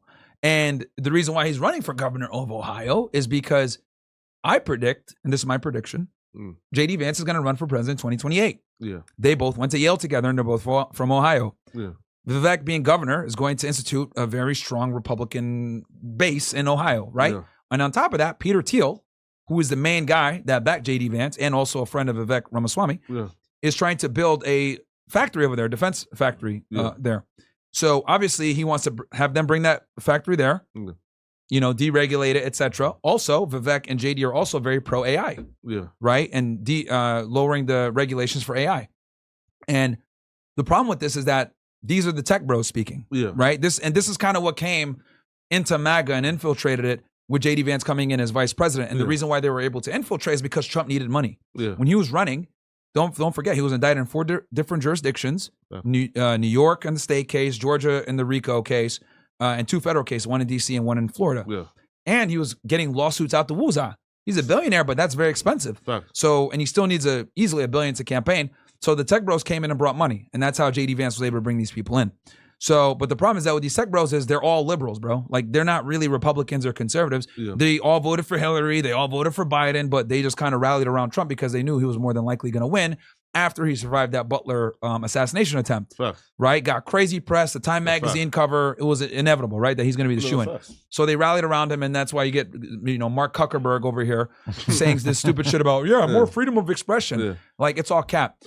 And people like Laura Loomer, myself, Nick Fuentes, we've been very critical of these guys because we know they have ulterior motives. And we see this kind of playing out right now with him running for governor of Ohio. He's going to run for governor. Peter Thiel's going to put his defense contracting company there. They're going to basically get a sweetheart deal where they can open it up with less regulation. And then in 2028, I predict he's going to run as vice president alongside J.D. Vance. Okay. Now, have you and Elon squashed y'all beef? He demonetized you, right? Yeah, I was demonetized on X for a bit. It came back. No, I'm still demonetized. Sorry. Okay. I mean, I had been demonetized before that. Okay. But when that happened, with the check mark and shit, right? I lost my check mark. That's what it is. Okay. They took my verification away. Which kind of sucks because when you lose your verification, you can't live stream on it. You can't fucking do anything really. Your tweet can't be super long and shit. But we still does pretty well. Myron Gaines X. I'm able to live stream on it now. But yeah, dude, it kind of sucks. It's like, dude, this is supposed to be, and this was my issue because like X was supposed to be like the free speech app, and like Elon literally put tweets out there where free speech is the bedrock of democracy. He modeled it after the First Amendment. So I'm like, dude, this is quite literally the speech that needs to be protected. This is political speech. But a bunch of like white nationalists / like hardcore right wing type dudes got either deleted or their monetization and check marks taken away all at the same time, right? It seemed to me like at that time there was some kind of like backlash. I forget exactly what it was, but it seemed like he was trying to like clean up the reputation of the site at that time. So I feel like, was it Elon? Yeah. You're referring to Elon? Yeah. No, it was the H-1B shit, bro. Because it was just from so what ended up happening, me, Laura Loomer, Nick Fuentes, Sheikh Suleiman, Stu Peters, Dr. Lupus, 1984, Sam Parker, like all these big like Twitter accounts, like lost their verifications. And also all of us are critical of Israel. Well, except for Laura. But like the rest of us are also super critical of Israel. So I think that played a role into it too. But you know, obviously I'm far more political on Twitter than I am on like YouTube and shit. Of And course. on Rumble, I, you know, Smart. cover that stuff. Yeah. But I'm far, like I give a lot more of my political takes on X. Yeah. But yeah, they didn't like that shit. Yo, so But I used to work in immigration though. So like, that's why you're okay. bro, like, yo, the H-1B, okay. Here's the problem, right? Yeah. I'm gonna give a quick little overview of the problems we have in the United States when it comes to immigration. Not only are we getting destroyed on the southwest border, right? With people coming in illegally and shit like that. Fact. We also have problems in the visa system. What I mean by the problems with the visa system is people abuse the F1 visa, H1B visa, J1 visa, all these like visitor visas, B1, B2 visas, right? They come in here a lot of the times where they come in legally, but then they overstay their visas, right? And the thing is that most Americans don't know this. They just think, oh yeah, people are coming in illegally, whatever. That's just a part of the problem. We haven't even talked about the visa issues that we have where people abuse that. Then on top of that, we have marriage fraud, document benefit fraud, all this shit that also goes on in the country. So we don't just have an immigration problem. We have a problem where people come here and they also overstay their visas. It's not just people from poor countries. A lot of people come here from Canada, from France, from these socialist ass countries, and they come and they overstay because they don't have the same opportunities in their shithole of a first world country where they have all these opportunities that they talk about, but they don't have the same opportunities here and they make more money in the US, so they overstay. So my thing is, I think we need an immigration moratorium. Nobody in for 5 years except like your asylum where you're literally gonna die. Or asylum pretty much is the only asylum. But other than that, bro, or O1 visas, like people that actually have like a real skill where we can't replace it. Which, like nurses counts or no? Nah. Okay. Because like now astronauts.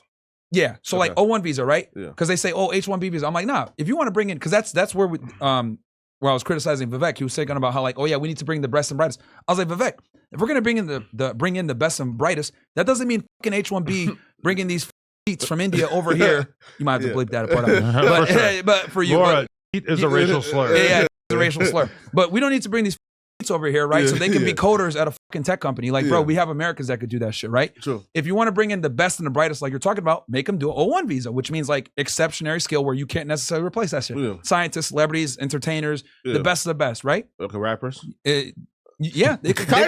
No, they will qualify. If they got like a sizable audience, they'll qualify. Central C, yeah. So my thing is, if you want to do that, it's got to be O1 visas or asylum. So literally the best of the best, or people that are like being politically persecuted or whatever. Because I'm sensitive. I understand that like asylum is, but people abuse that too. Yeah. So we need an immigration moratorium. We need to reform our visa system.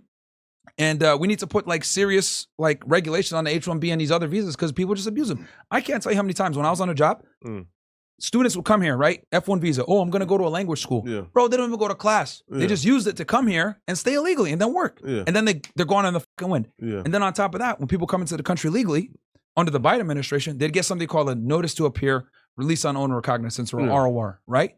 And this shit basically allows it where they come into the country, they get processed, and then they can go to the city of their destination, and then they wait for their immigration hearing. That could take years. Right. Then on top of that, there was this bullshit called CBP1, which was an app that would let them get flights to these places.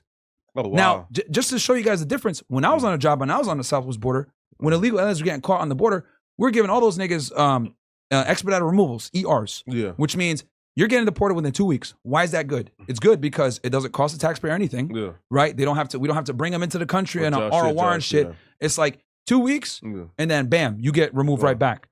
But under the Biden administration, they were just letting them in. And not only letting them in, they're letting them in and letting them go to their destination. So when it is time to serve them with the immigration hearing, they're not even there no more.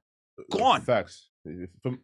Wait. So this is why I'm so critical of like visas and immigration in general, is because we're getting destroyed on all angles. Yeah, bro. Listen, that's kind of crazy too, right? You come and then you go to like a sanctuary city to where they can't even serve you if they want to serve you. Bro, that's what I'm trying to say, and this is what got me in trouble because I was saying like Elon Musk and Vivek are retards because they're billionaires, they're globalists, they're not nationalists. When you're a billionaire, right? By definition, you're a globalist because to make that kind of money, you have to have international interest.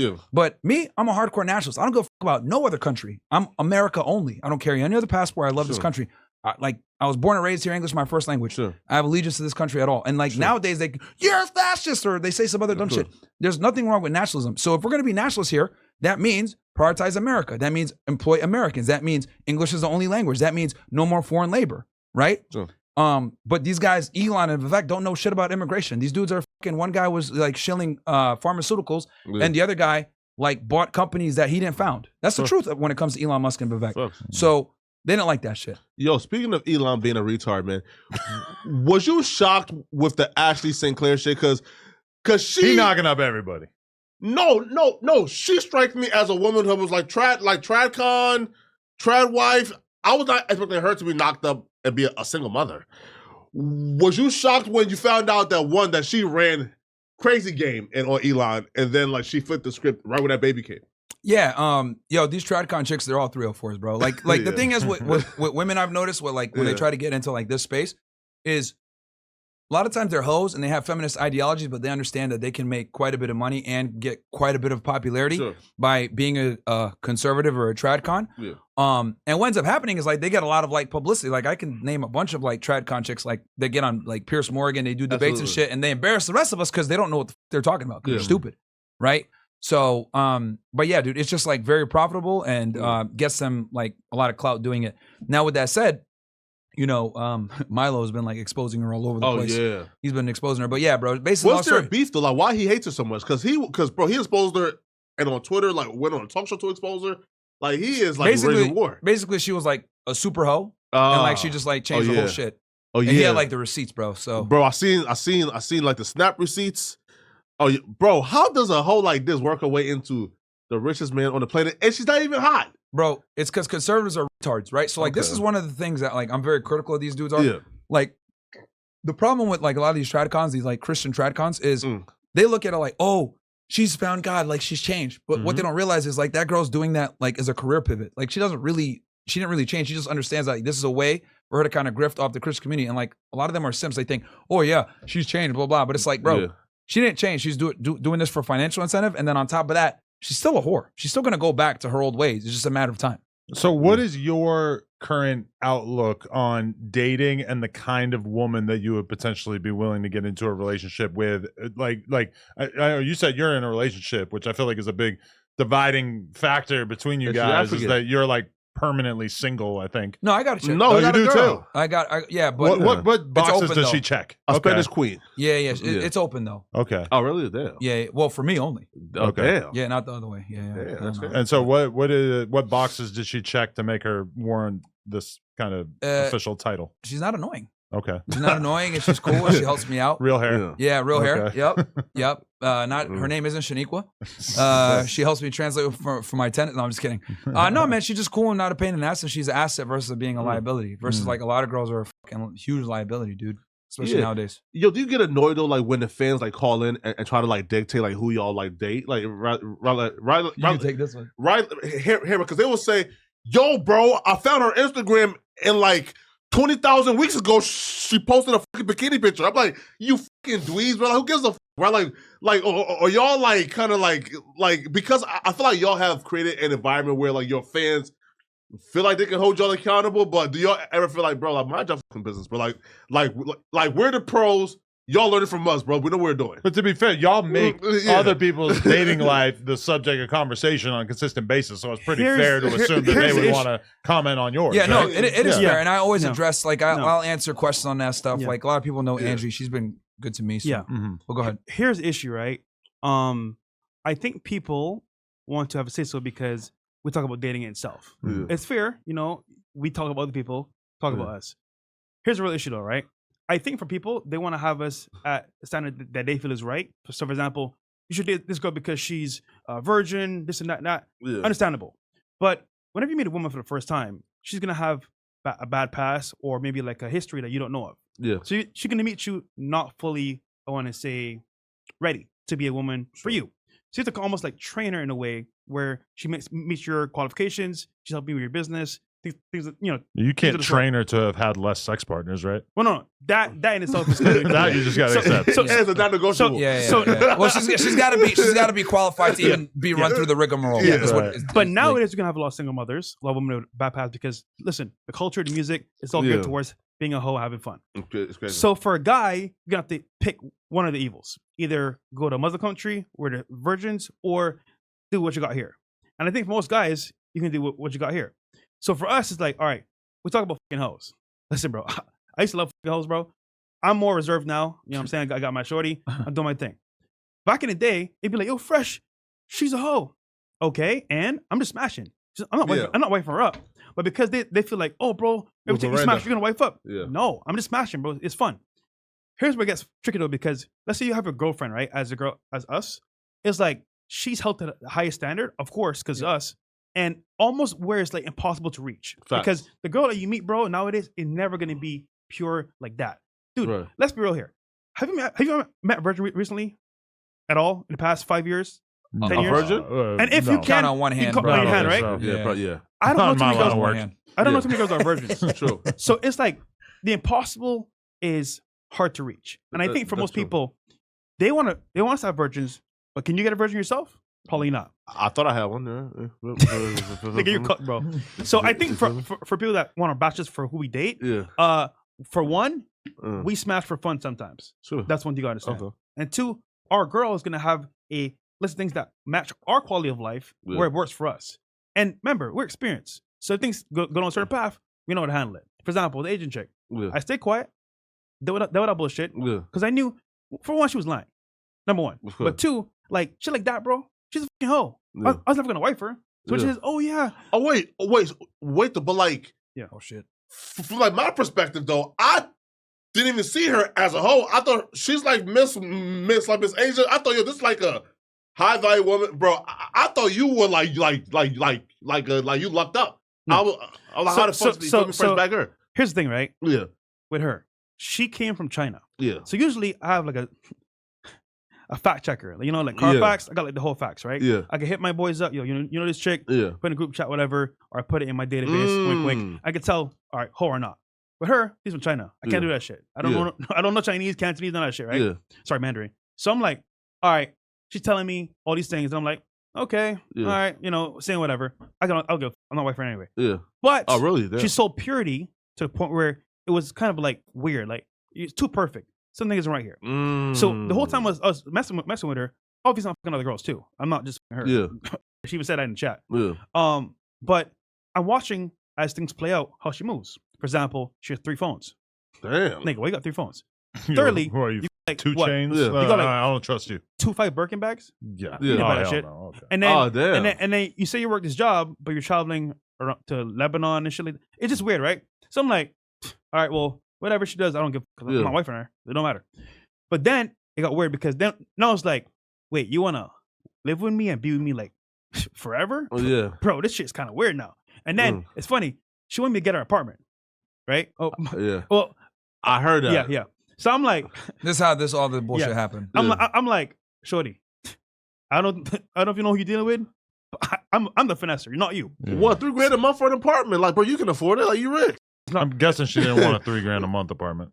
Oh no. Well, I don't know how far that gets you in Miami. but well, she would have taken It wasn't too far off, but Yeah. either way, Yeah. it was just like to me, it was ridiculous because like, bro, I'm not getting that shit anyway. Anyway, Yeah. so long story short, I'm like, yo, listen, it's been swell. Yeah. No, you gotta go. Okay. And she got visibly upset. I was like, well, bitch, what you think of this? Yeah. And then she left. A week later, I got a phone call. I'm pregnant. Da, da, da. Yeah. Set up shit, bro. So when niggas say, oh, that was your girl, bro, that's your ex, I saw her 5 times. 5 times. Really? How's that my fucking... But Yeah. see, because they hate me, they want to say, Yeah. oh, Fresh, you got exposed. Nigga, I fuck hoes, period. Yeah. She's just another hoe. Yeah. And she even said it in the text, you were fucking other girls. Blah, blah. Nigga, duh. Yeah. So when they say, oh, Fresh, your girl does not, no. I was smashing the hoe. Yeah. It was fun, and I just ended it. She got Yeah. mad, made a phone call. The oh, apartment thing was what pissed her yeah, off. I'm pregnant. Da, da.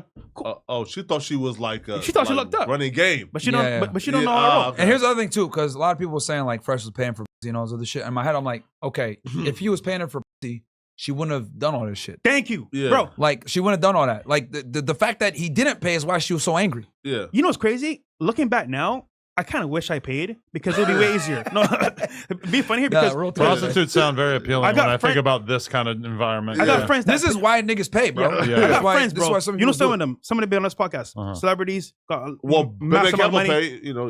You know Kevin pays. And he's But opening. guess what? He don't do none of that bullshit. Yeah. He pays them and then they leave. I, on the other hand, I'm just chilling, vibing, having a good time. They're like, Yeah. oh, this guy's my dream guy. I'm gonna wipe him up. No, you're not. But to their eyes, like, it's possible. The issue is, if I just paid, she could just go away. You know what? Of course. Just leave.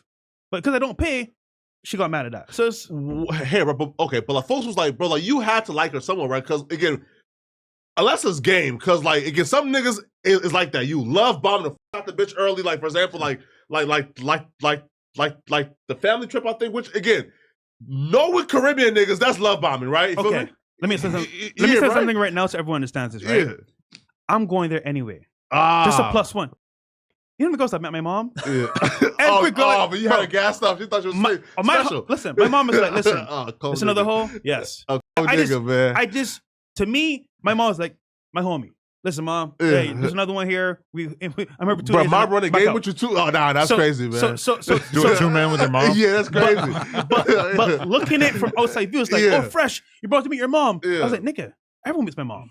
Yeah. Even Miranda did. So really, yeah. Oh so, my god. So, Bro, remember, every girl's met his mom, bro. everyone, it's nothing special. It's crazy, man. So they don't understand how it rolls. Yeah. So to them, it's like, oh, fresh is simping. Yeah. Bro, I live my lifestyle. Yeah. You're gonna come along +1. That's it. It's not like I'm taking her on a trip just for her. It's like, no, nigga, Yeah. I'm going there anyway. Time to talk for some real estate. You want to come along? That's it. Yo, fresh. Bro, we're the only niggas in Miami that don't pay. That don't bro. pay. We're idiots. Like I said it before. Like if we paid, we wouldn't deal with a lot of these headaches, bro. Of course. Like we're the only ones that don't do it, man, and we're stupid for not doing it. I'm not gonna lie, Myron, I'm considering paying, bro. The other day, It's just starting to get ridiculous. we bro. had a girl on Plug Talk the other day. I'm interviewing her. She starts talking about having famous YouTubers trying to finding her on Seeking Arrangements and trying to pay her to. I'm like, who? She goes, Myron.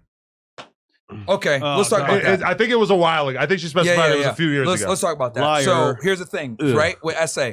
So we've been talking about using SA for years. Yeah. Since Not sexual 2021. assault. No. Seeking arrangements. Yeah. Seeking arrangements. We call it SA. Yeah. But like, Thank you, Adam. Thank you. Thank you. Yeah, thank you, Adam. Good shit. Yeah. That clip will go crazy. We've been using sexual assault for a while. That'll be a back clip. That'll be a back clip. Yeah, you're right. Yeah. So man. we've been talking about using secret arrangement for a minute, bro, since like 2020, 2021 type shit, right? We've been talking. I recall, yeah. 2020. Yeah. So we've been telling guys, you get on there and use it as a dating app because what ends up happening is the girls actually respect you when you're on there. Because because I've done it a million times where I'll get a girl that I get a match with on Tinder or Bumble, yeah. but then I'll see that girl on SA, she'll respond to message on SA, right? So it's all about how you come at them because girls don't necessarily care so much. Like obviously the man matters, but like how you meet them is super important. If you meet a bitch on a yacht, right, versus meeting her at like That's a true. Starbucks, it's a completely different vibe. Absolutely. Like that's how women are versus like for us. If a girl comes at us at a bookstore or at a fucking penthouse, it don't matter. We're gonna be like, oh, she's hot. But for women, they care more about how you meet. So we tell guys that all the time that meeting on SA is a whole other thing. Now, with that said, a lot of people use my profile and use my picture. Like there was a bunch of accounts that were imitating me because I got messages from girls. And I got banned off SA for that shit because a bunch of girls would message me saying, yo, is this you? And I'm like, what the no. But what happened is some YouTubers had taken my SA profile and put that shit all over the place. So people took my bio, people took my shit, and they literally made other profiles on it. Yeah. Okay. So a lot of people poses me. Girls, and then also on Instagram, there was someone that made an Instagram, took all my shit, and was also messaging girls. Also, you know what's funny about this whole accusation about me and Myron paying? Where's one time we ever paid a check, a screenshot, anything? Just show me one experience and I'll believe you. But there's none because we didn't do that. Bro, the shit. whole reason why bitches even, like, I'll never forget, Selena came on our show and she brought her annoying ass friend. What did her friend say? Oh, you met me out seeking it. You didn't want to pay my fee. And I was like, exactly. Thank you so much for vindicating me. Because she thought that was a flex to say, like, oh, you don't pay as if I'm like so broke you. But she don't realize that I don't pay no girls. So, like, bro, honest, I've said this before. I'll say it again. We would avoid so much fucking headaches if we just paid. But we don't. Because, like, for us, we look at it like, these free bitches anyway. are useless. And like, it's I look free. at them like they're like inferior beings. So why the hell am I going to pay this bitch for sex? Like, I just can't do it. So, and that's what it's equal exchange. You come, I come. Yeah. Congrats. Yeah. Nah, listen. Bro, I know for sure Fresh not paying. Bro, Fresh a cold nigga. Bro, listen up, bro. Listen, yo. Nigga, bro. Fresh was fucking a bitch and got her a fake Van Cleef bracelet. That's a diabolical nigga right there. You know what's up? Love bombing her, man. Adam, you know what's up on this? Yeah. I forgot she's from China. It's sitting made in China. Oh, What's up, nigga? What's up? yeah. oh, that's crazy. But yeah, bro, like, Yeah. so with the essay shit, like, yeah, we're on there, totally talked about that, Yeah. but people were making like fake profiles of me and fake Instagram accounts too. So if it was saying like, I'll pay you, no, dude, that's not me. I respect it either way. Yo, who's the most famous chick like y'all, man?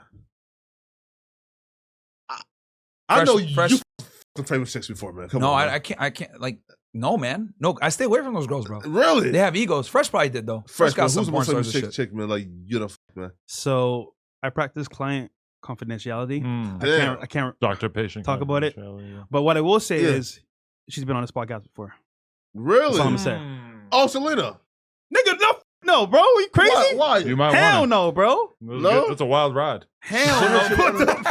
Haven't had to wipe since. Yo, You gotta be fully clean. Hell no. What not? Listen. Yo, you crazy, No, listen. bro. No, her and her other friend, oh my God, like the Greek, whatever her name is. Oh, Greek goddess? Eliza. Eliza, yeah. I'll be real, bro. I'll probably take like 1,000 baths afterwards, bro. But I'll f Eliza, man. Yo, Come on. you know what's crazy? Yeah. Future smash. And he and like got her pregnant. Yeah, that's crazy, yeah, bro. man. Yeah, bro. That's Got your her baby father. pregnant? Yeah. What? That's crazy. You ain't know You that? don't think she just made that up for clout? Nah, bro. Right? I mean, I don't know, bro. Like, I don't trust. I mean, what You're OnlyFans lying? gonna say, bro. Yeah. I don't know. the thing about Eliza, Future been doing hold this on. for a long time. The thing about man. Eliza, she talks, but she don't lie though. You know what I'm saying? Like she says something, and I'm like, really? Yeah, here you go. She shows you like the proof. Well, You know what I hate about her? we've Is talked that to her more than she's me, too so honest. maybe- We had her booked to do Plug Talk, and then 2 days before we're supposed to do it, she hits us up. She's like, I don't know about the sex stuff. I just want to do a blowjob scene. We say, all right, cool, that's fine, whatever. The day of, she cancels, Ooh. and I'm annoyed, and I talk about it on the podcast, and then she makes it out as if, oh, Adam is so butthurt because I wouldn't fuck him. No, bitch, I was mad because I had to pay for the filmer and the spot and like all these expenses associated with shooting the scene, and you canceled the day of, and we had to foot the bill for that. And meanwhile, like it has nothing to do with fucking you up. okay, like almost every girl I've ever fucked is hotter than you. Yeah. You know? Alright, so now that I think about cleaner. it, okay, so because since you're doing porn, yeah, you got to bring in like Yeah. dudes that That's specialize in that crazy. shit. I got to get tested. I got to have a filmer who I got to pay either way. I got to have a photographer we got to pay either way. We got. I realize you can't just bring a regular videographer nigga for that. No. You gotta bring Exactly, like yeah. someone that actually cool with does it. porn. And if you cancel 2 days in advance, then okay, I don't have to pay the filmer. But if you cancel the day of, then I Yeah, still got to cool. pay the filmer, That's the crazy. photographer, and it's my time as well. I didn't schedule anything for myself that day so that I could do this or whatever. And the way she just completely misinterpreted that and reframed it, That's and every idiot out there is gonna fucking fall for it because they don't understand the realities of the business of like when a girl bails on me to do porn, it's a significant thing because we invested money into this. And like, See, I Question, didn't Adam. even think about that because like now that he says this, like that reminds me of like when we interviewed Sterling and he was saying like all the shit that goes into Oh, like it's a lot. filming porn. It's a whole other guy. It's not yeah, YouTube filmers. it's a lot different than just you're, fucking a girl. You're bringing Yeah. in like a special videographer that specializes in porn. Oh, fuck. Like you're not getting like a regular nigga. Like they're telling you certain positions. Imagine being that nigga recording. Wait, Adam, I just gotta know. question Like for how you. much are you out if they cancel? Because you got to bring in these specialized what, videographers. Probably a couple grand. 5, and 10K? then, not 5 or 10, but okay, if you were the kind of porn company that had to rent a different Airbnb or whatever each time, and you're buying a mansion for the day that costs $4 grand, that shit could cost so much. But for us, we have our own spot and everything. But it's more, and it's just also the fact that it's like I would have booked myself something relevant. Like it's to annoying do. to lose like 4K when you could have made double that. So, and Adam, done something and I else. could have done more with my other time than that day. And Yeah. it's not just me; it's my girl as well. And it's like we could so much. It's just annoying. other than your wife, of course. Secondary to her, who was the baddest chick you ever fucked, in your opinion? Our best smash. Well, in recent memory, you want to know what's kind of ironic is that it's the bitch that everybody else, Lily Phillips. That was she's like the hottest chick I've fucked in a minute, bro. She looks so good. She's so good at fucking. And I'm like, I'm really giving this away to hundreds of random dudes at a time. Like that's crazy to me. And I'm not saying she's the hottest ever, but I mean, to me, that's the crazy thing about her is that she looks good enough. She's got great personality. She's smart. She so did not I have don't know about smart, but relatively speaking. She just fair. did not have to go the route that she did. Yeah. And granted, she got super famous super fast off it, but I'll be real, bro. After fucking 100 niggas like the same day, cooked. I don't think that pussy still. You feel me? yeah, you're definitely not gonna fuck her and not think about it. Wait, hold on, Flacco. Mm. Well, What? I don't ask this about. I'll probably ask it for What? the chat. He's buying pussy. For And you know what, bro? Honestly, I think- I don't buy pussy, bro. I'm lit. You know Listen, what, bro? Keep doing listen. that, man. Listen, Bro, I don't Yo, listen to DMs. We do a yo. song together, and one of the Bro. bars is he spent 500, still ain't hit raw. Listen, so bro. you're clowning other people for paying for sex and using a condom. Wait, you be I took rapping? that as you. I don't So you miss in the DMs, bro. Bro, listen, bro. I'm telling y'all, bro. I don't miss in the DMs, bro.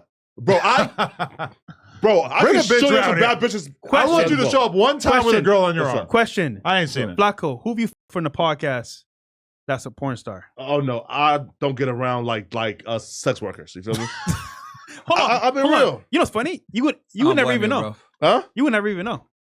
You know, Yo, bro, I just found it out too today. Adam, you know nowadays, right, bro? Girls Yeah. are so discreet, bro. They have a I think Twitter, he means like an official one. Yeah. but still, bro, publicly facing one. they're doing the same shit, bro. Low No, key. no, listen, no, he's right because I was talking to a girl and shit, and I ain't know, and I found out she's Bro, a senator. Drake made a song talking about link in bio. Nigga, that shit's so serious. Oh. She might have a Twitter, a freaking Snapchat premium. You never know, bro. Bro, I might be even more black-pilled on this. I would argue any girl that's like above like a 7 or 8, like 80% chance she's done some kind of sex work, whether it's selling feet, bottle girl, escort, sugar daddy. Yeah. Like she's done some type of like sex work to some degree if she's over a 7, bro. There's been Because it's like times where it's just too easy. I've been for them. around girls who are like 19, 20, and the way that they talk about seeking arrangements and escorting and sugar daddies and stuff is Scary. just melting my brain because I'm just like, holy, you're this young and you know all about that shit. Bro. What the Cooked. are you talking about? Like, Cooked. Yeah. to me, as I didn't know anything about that shit until like the last like 4 or 5 years. Bro, you or want to know whatever. why? Yeah. Instagram and the Yeah. internet. Yeah. Because I'm 35. You're a little older than me, right? I'm 41.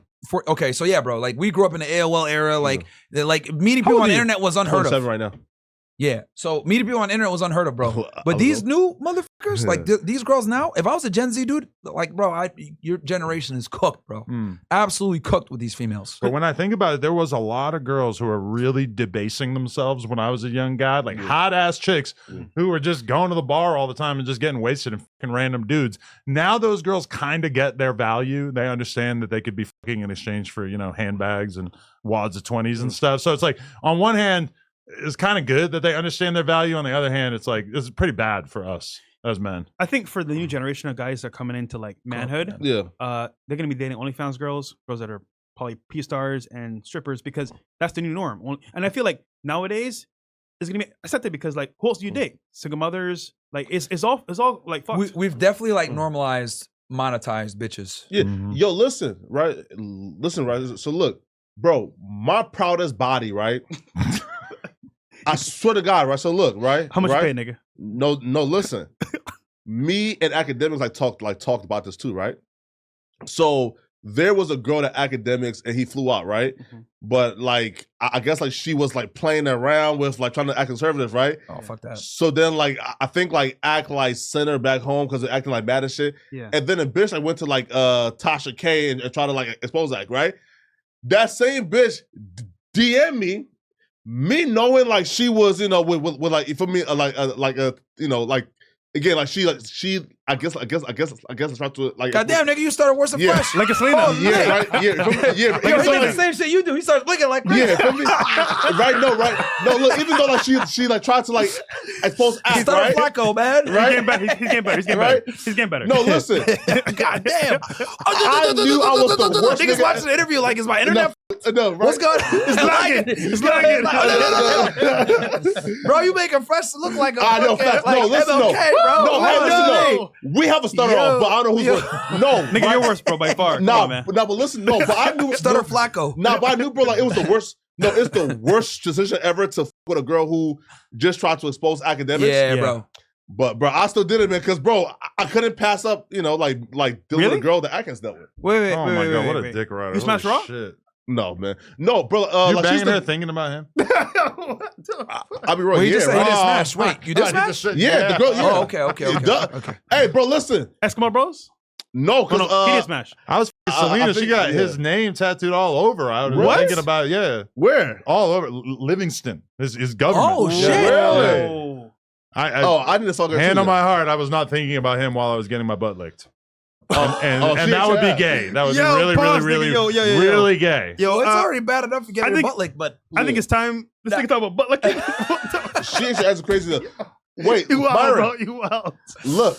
yo, Adam, are you a Jew, bro? No, Okay. I want Well, a I yarmulke mean, a look few at his times. nose though. He's close to it. Adam, if you yeah, were, bro, okay. you're still cool, man. No, What? I wish I had something Yeah. in me. Right? Graham Mason isn't Jewish, I'm though, French right? Canadian Okay. and Italian. What? All right, I'm just gonna say because he's in the porn industry heavy, so I just had to ask. Porn. Bro, Adam, if I had another life where I wouldn't be judged, I'll do the same shit. Or Thank you. what? Like just have like a Appreciate girl. that. Bro, I've been told by girls that are P stars, I'll make an awesome porn star. Really? Oh, we gotta see Yeah. that meat. Fly in the mouth. No. You say that. What could that possibly mean besides you got a big one? No, but put it on the table. No, but he did sex work before, right? What? No. No, in Barbados when the white women came, like you was fucking that's sex work. So there's a term called sex tourism where it goes from like Canada, England.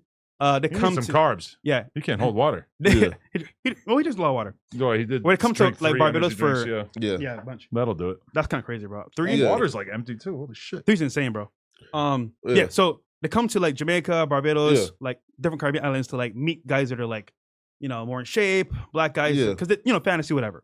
So for me, it was like, all right, I figured out, all right, these chicks at school, bro, they're cool, but they be trying to play hard to get. The girls from like Canada and England, they're here for some fun, bro. So I'll go by the beach with my friends, have my motorcycle, and it was easy because you just like chill by the beach. There's like a bar there. My brother was a DJ at one of the clubs there, and you just pick her out. Come you fuck. Yeah, so it was way easier, but that's not sex work though. That's true. Wait till fresh. Now again, here's a real question, okay? And based on your answer, I'll know if you are an honest guy, okay? What? Have you ever been a bull? What? A bull, meaning this, okay? What the fuck is that? Every black guy on earth, and this is like a kept secret that we don't tell nobody. We've all been approached by a white guy to f their wives. Of course, yeah. So have you ever endorsed in that? Because every black guy has dealt with this. Yes. What the? Yes. Well, I would say out of like 5 black guys, at least 3 have been approached. I have been approached by this, but it was at a porn convention. It seemed like kind of appropriate. Yeah. No, this site's right like a dolphin finder where you feel me. That's usually like again for horny black men who are just starving like for pussy. You go to a dolphin finder. And just like post a selfie, like you'll get like. The thing is, this happened to me in Barbados. It wasn't a guy; it was a woman. She's like, "Hey, come out to my hotel. Let's have some fun." I was like, "Yeah, let's go." But then she's like, "Hey, real quick, just before we get in the room, my husband's there." I was like, "What? Your husband's there?" He's like, "Yeah, he wants to watch." I said, "No," and I left. Well, to me, that should warned you. Yeah, it should warn me. You know, because if I walk in that room and I haven't been warned, for sure, I think I'm getting robbed. Lord. Or but to me, that shit's gay though. No, so for me is I never agreed to him being in the room, but there were instances where like the bitch wanted to like call the nigga and leave the phone on speaker as he watched her get. As he hears her get. I guess it's not gay, right? Because he's not there. Yeah, I mean, I've been asked, but I decline every time. I never did that. I don't real quick because I mean because you're in front of me, I want to answer this question. So I used to have like a kink. Okay, keeping this shit real. Oh wow. Okay. Just because we're here, cameras. Yeah. Sure. With like OnlyFans girls. And I was like, they get tested, but some of them. Yeah. They're good at fucking, and they don't want kids. So I feel safe. I feel like, okay, this is great. We got fun. You know, we know what it is, and we're over. But tell me if I'm wrong here. I feel like they actually want love too. And it's like, it's not me, but I feel like maybe they deserve love in a different way. But I feel like as someone that's been around them, I feel like they're sad and depressed, bro. Like low key, like they want to find a guy that loves and cares about them, but like because of their work, it's like this chick's. Me and you are different. I think they deserve misery. The girls, I see this all the time. Girls get in the game. They're young. They're single. They're freaking off. They're whores on OnlyFans and also pretty much whores in the real world. And then as soon as they start to achieve some level of security and they own their own house or they have a nice apartment or whatever, what do they want? They want a goddamn boyfriend. That's like 100% of the time. And it usually it ends up being a fucking random, a guy who's down for them to do whatever, a guy who's just kind of hanging out because like I'm not an ideal boyfriend or partner for an OnlyFans girl because I'm busy as all the time. It's like they want a guy who's kind of like down to just hang out with them all day. Usually it's like a dude who just smokes a lot of weed. He's just chilling. He's down to give them when they want it. And it's like that to me is kind of shocking because a lot of guys don't behave in the same way. A lot of guys become successful and it's like, oh, I just want to fuck every girl I can possibly fuck. But like with girls, as soon as they reach that level of, they're in a decent place financially. Yeah. All they want is just a guy to be able to love them. Like it's just so hardwired into them, you know? It is. Yeah. They're not, and that's what I'm saying. They're not designed to be whores. They do it like as a necessity to like get their money. And then once they get that money, they're like, oh, I want someone to love me. But they don't realize like, bro, you're cooked. Nobody wants to be with you now. For me, I have one question, because it's getting a little late here. We're almost at the 3-hour mark. But I know at one point you guys had beef with whatever.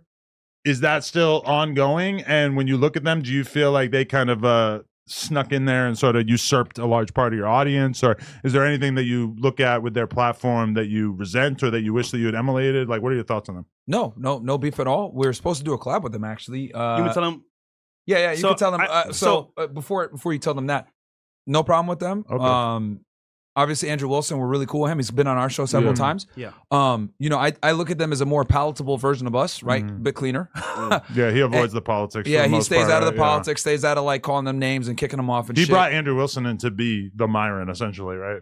Yeah, to a degree. Yeah. But even Andrew Wilson's, nicer than me, I would say, and more polished. Because I'll like literally call them terrible terms and kick them out when I need to. But obviously, when I kick them out, that's like, you've been there, you've seen it, like 2 hours in, they're being annoying as fuck, like, just get out of here. Yeah, I hated that people got on your ass about kicking Asian Doll out when it's like, I know how hard it is to operate that kind of podcast with that many mics. It's hard enough with 4 people to keep people from interrupting each other, but she's literally just sitting over there having a conversation with somebody else into the mic while you're talking to somebody all the way over here. Oh, dude, and she you showed cannot up like, let that stand. Dude, she came like 3 hours late. That's actually all the racism just started. because yes, I'm glad that you brought that up. So she's trying to, because she tweeted the next day saying like, we hate black women or whatever, and she put that clip out there. Yeah. But the reality is, that girl that was like she was talking to, that girl had interrupted like 20 times during the show. Yeah. And I had told the other girl to shut up too. And she was a white girl. But she like obviously left that out to try to spin this narrative that I'm a racist. And that's how actually a lot of this racism came out, was because of Asian doll. But bro, she came late as fuck. She was rude as fuck. She was disrespectful. She had these dumbass goo niggas in there that were like, oh, we ain't leaving nowhere. I was like, oh, really? I went, took a piss, got my Glock, came back, and they were all gone. Like, bro, what the fuck? Like, bro, I'm telling you how to leave. You guys want to be on some bullshit. You know what I mean? So whatever, bro. She's a failed rapper. I think she's on OnlyFans or some shit now. Like, True, I bought it at one point. Yeah. Cooked, bro. Cooked.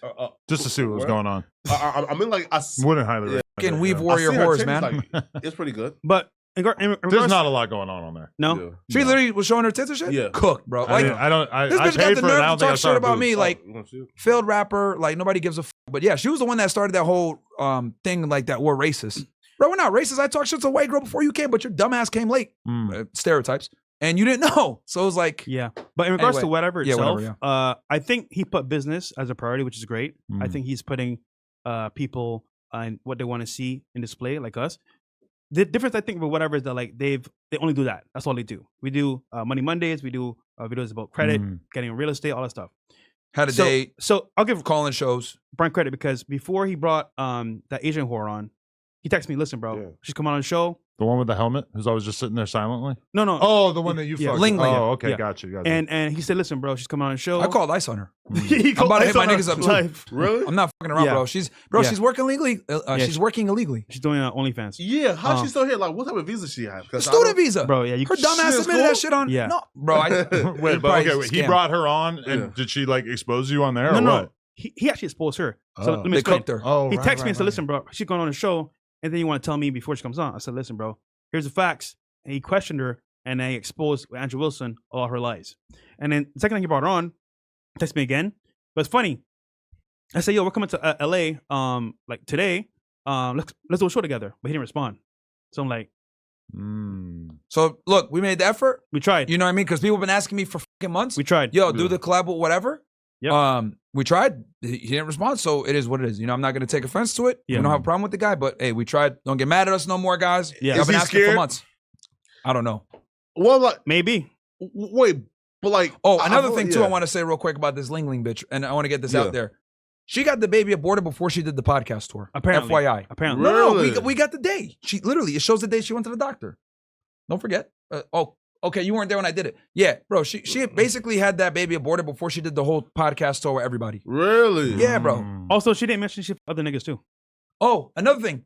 The girl, I'm not even going to say her bitch ass name. The bitch that was like platforming her.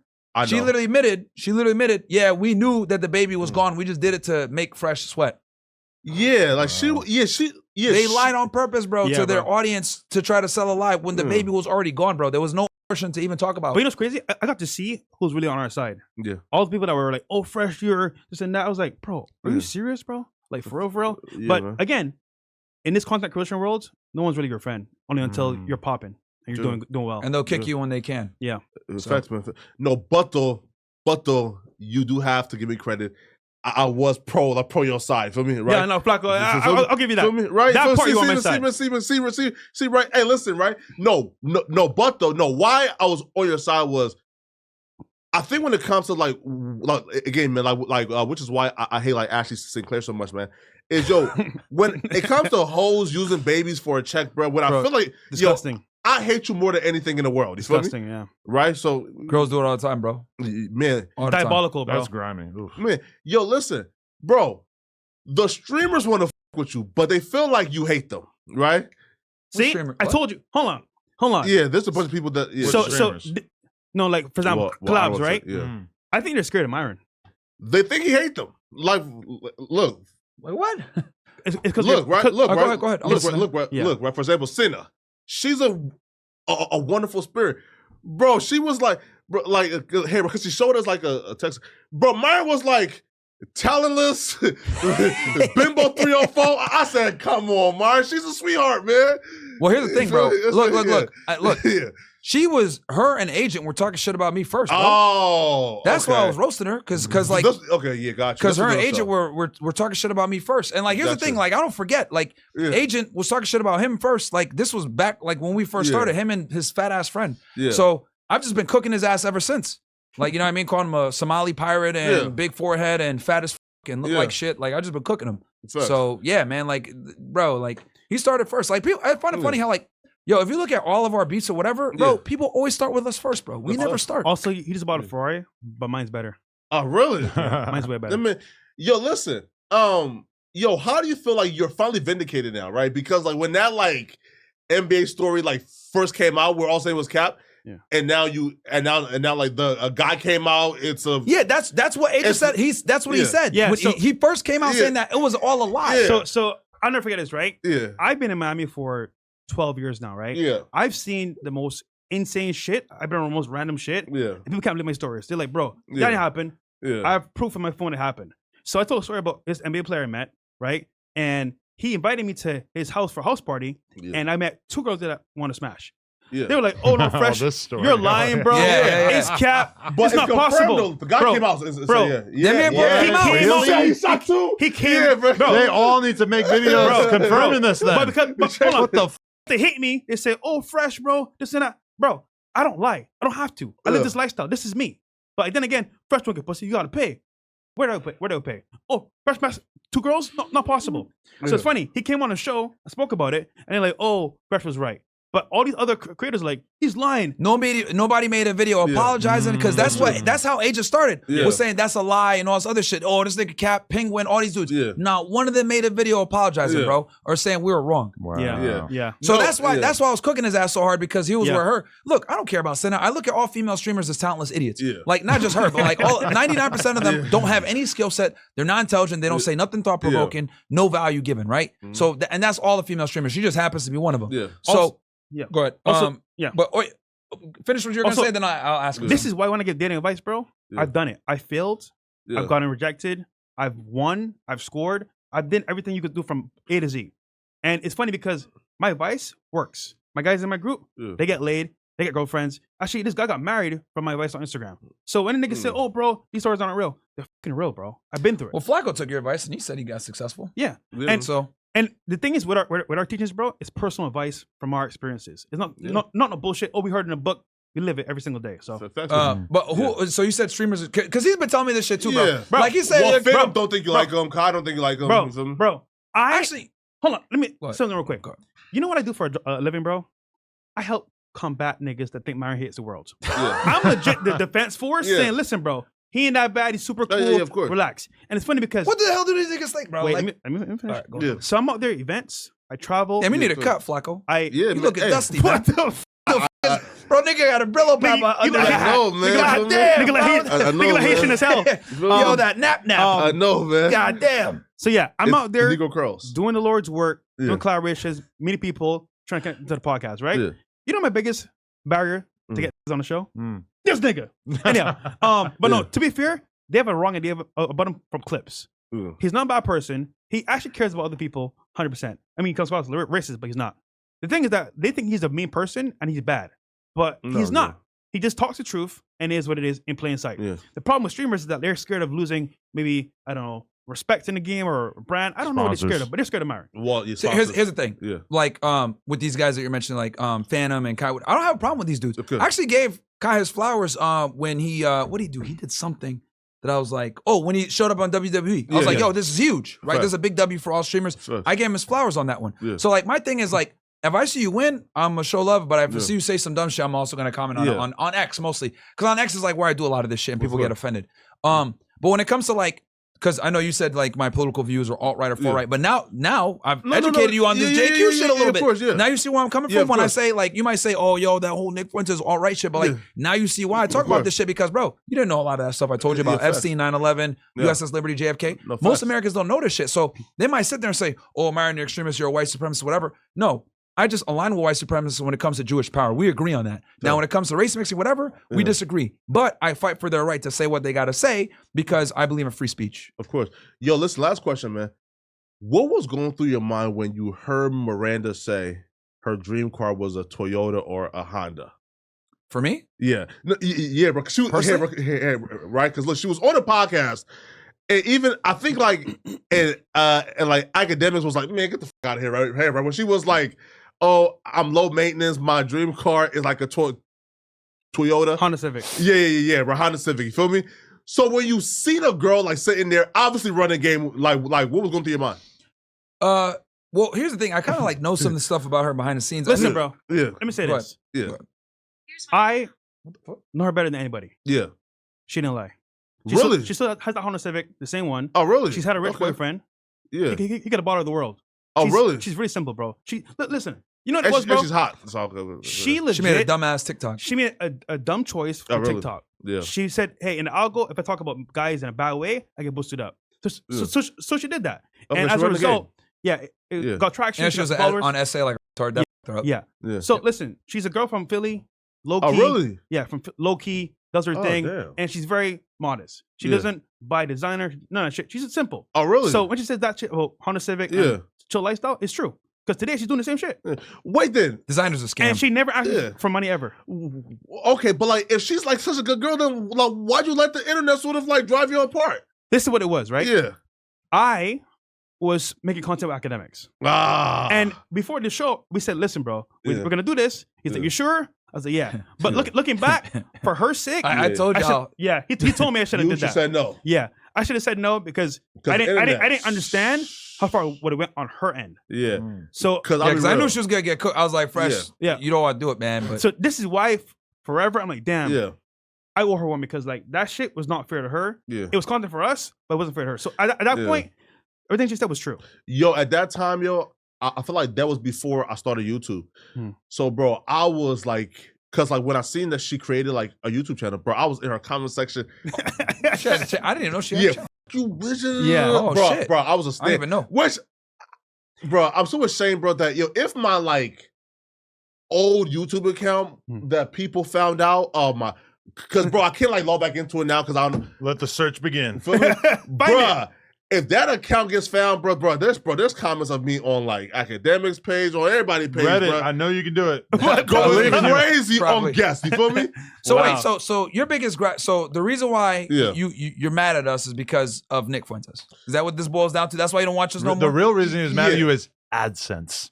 No, because AdSense? No, he wanted to make some goddamn money. No, talking about his no, former mentors. Oh, okay. No. Yeah, he made more money on that for sure. No. Bro, listen, me and you now, bro, I feel like you are a different person now. Because, bro, then the demon that you had created him to be in order to make effective YouTube videos. No. Listen, now, bro, he's charming as pause. Like, appreciate that, man. She's charming. On Twitter, bro. Like, but here's the thing, bro. See, hold on. He just called it. You know what it is? Yeah. Here's the actual disconnect. Yeah. They only see Twitter. Yeah. In person, he's different. He's charming. Just to tell him, you need to come meet in person because they don't know you as an individual. They know you as a creator on X that talks shit all day. Yeah, of course. In person, you're not the same person. You're chill, cool, and fun to talk to. That's the issue here. You go meet in person, they'll like you. Here's the thing, bro. Like, I'm super racist to everybody on X, bro. Like literally, like everybody. Yeah. So it's like, but they tend to pick out like when I say things about the two.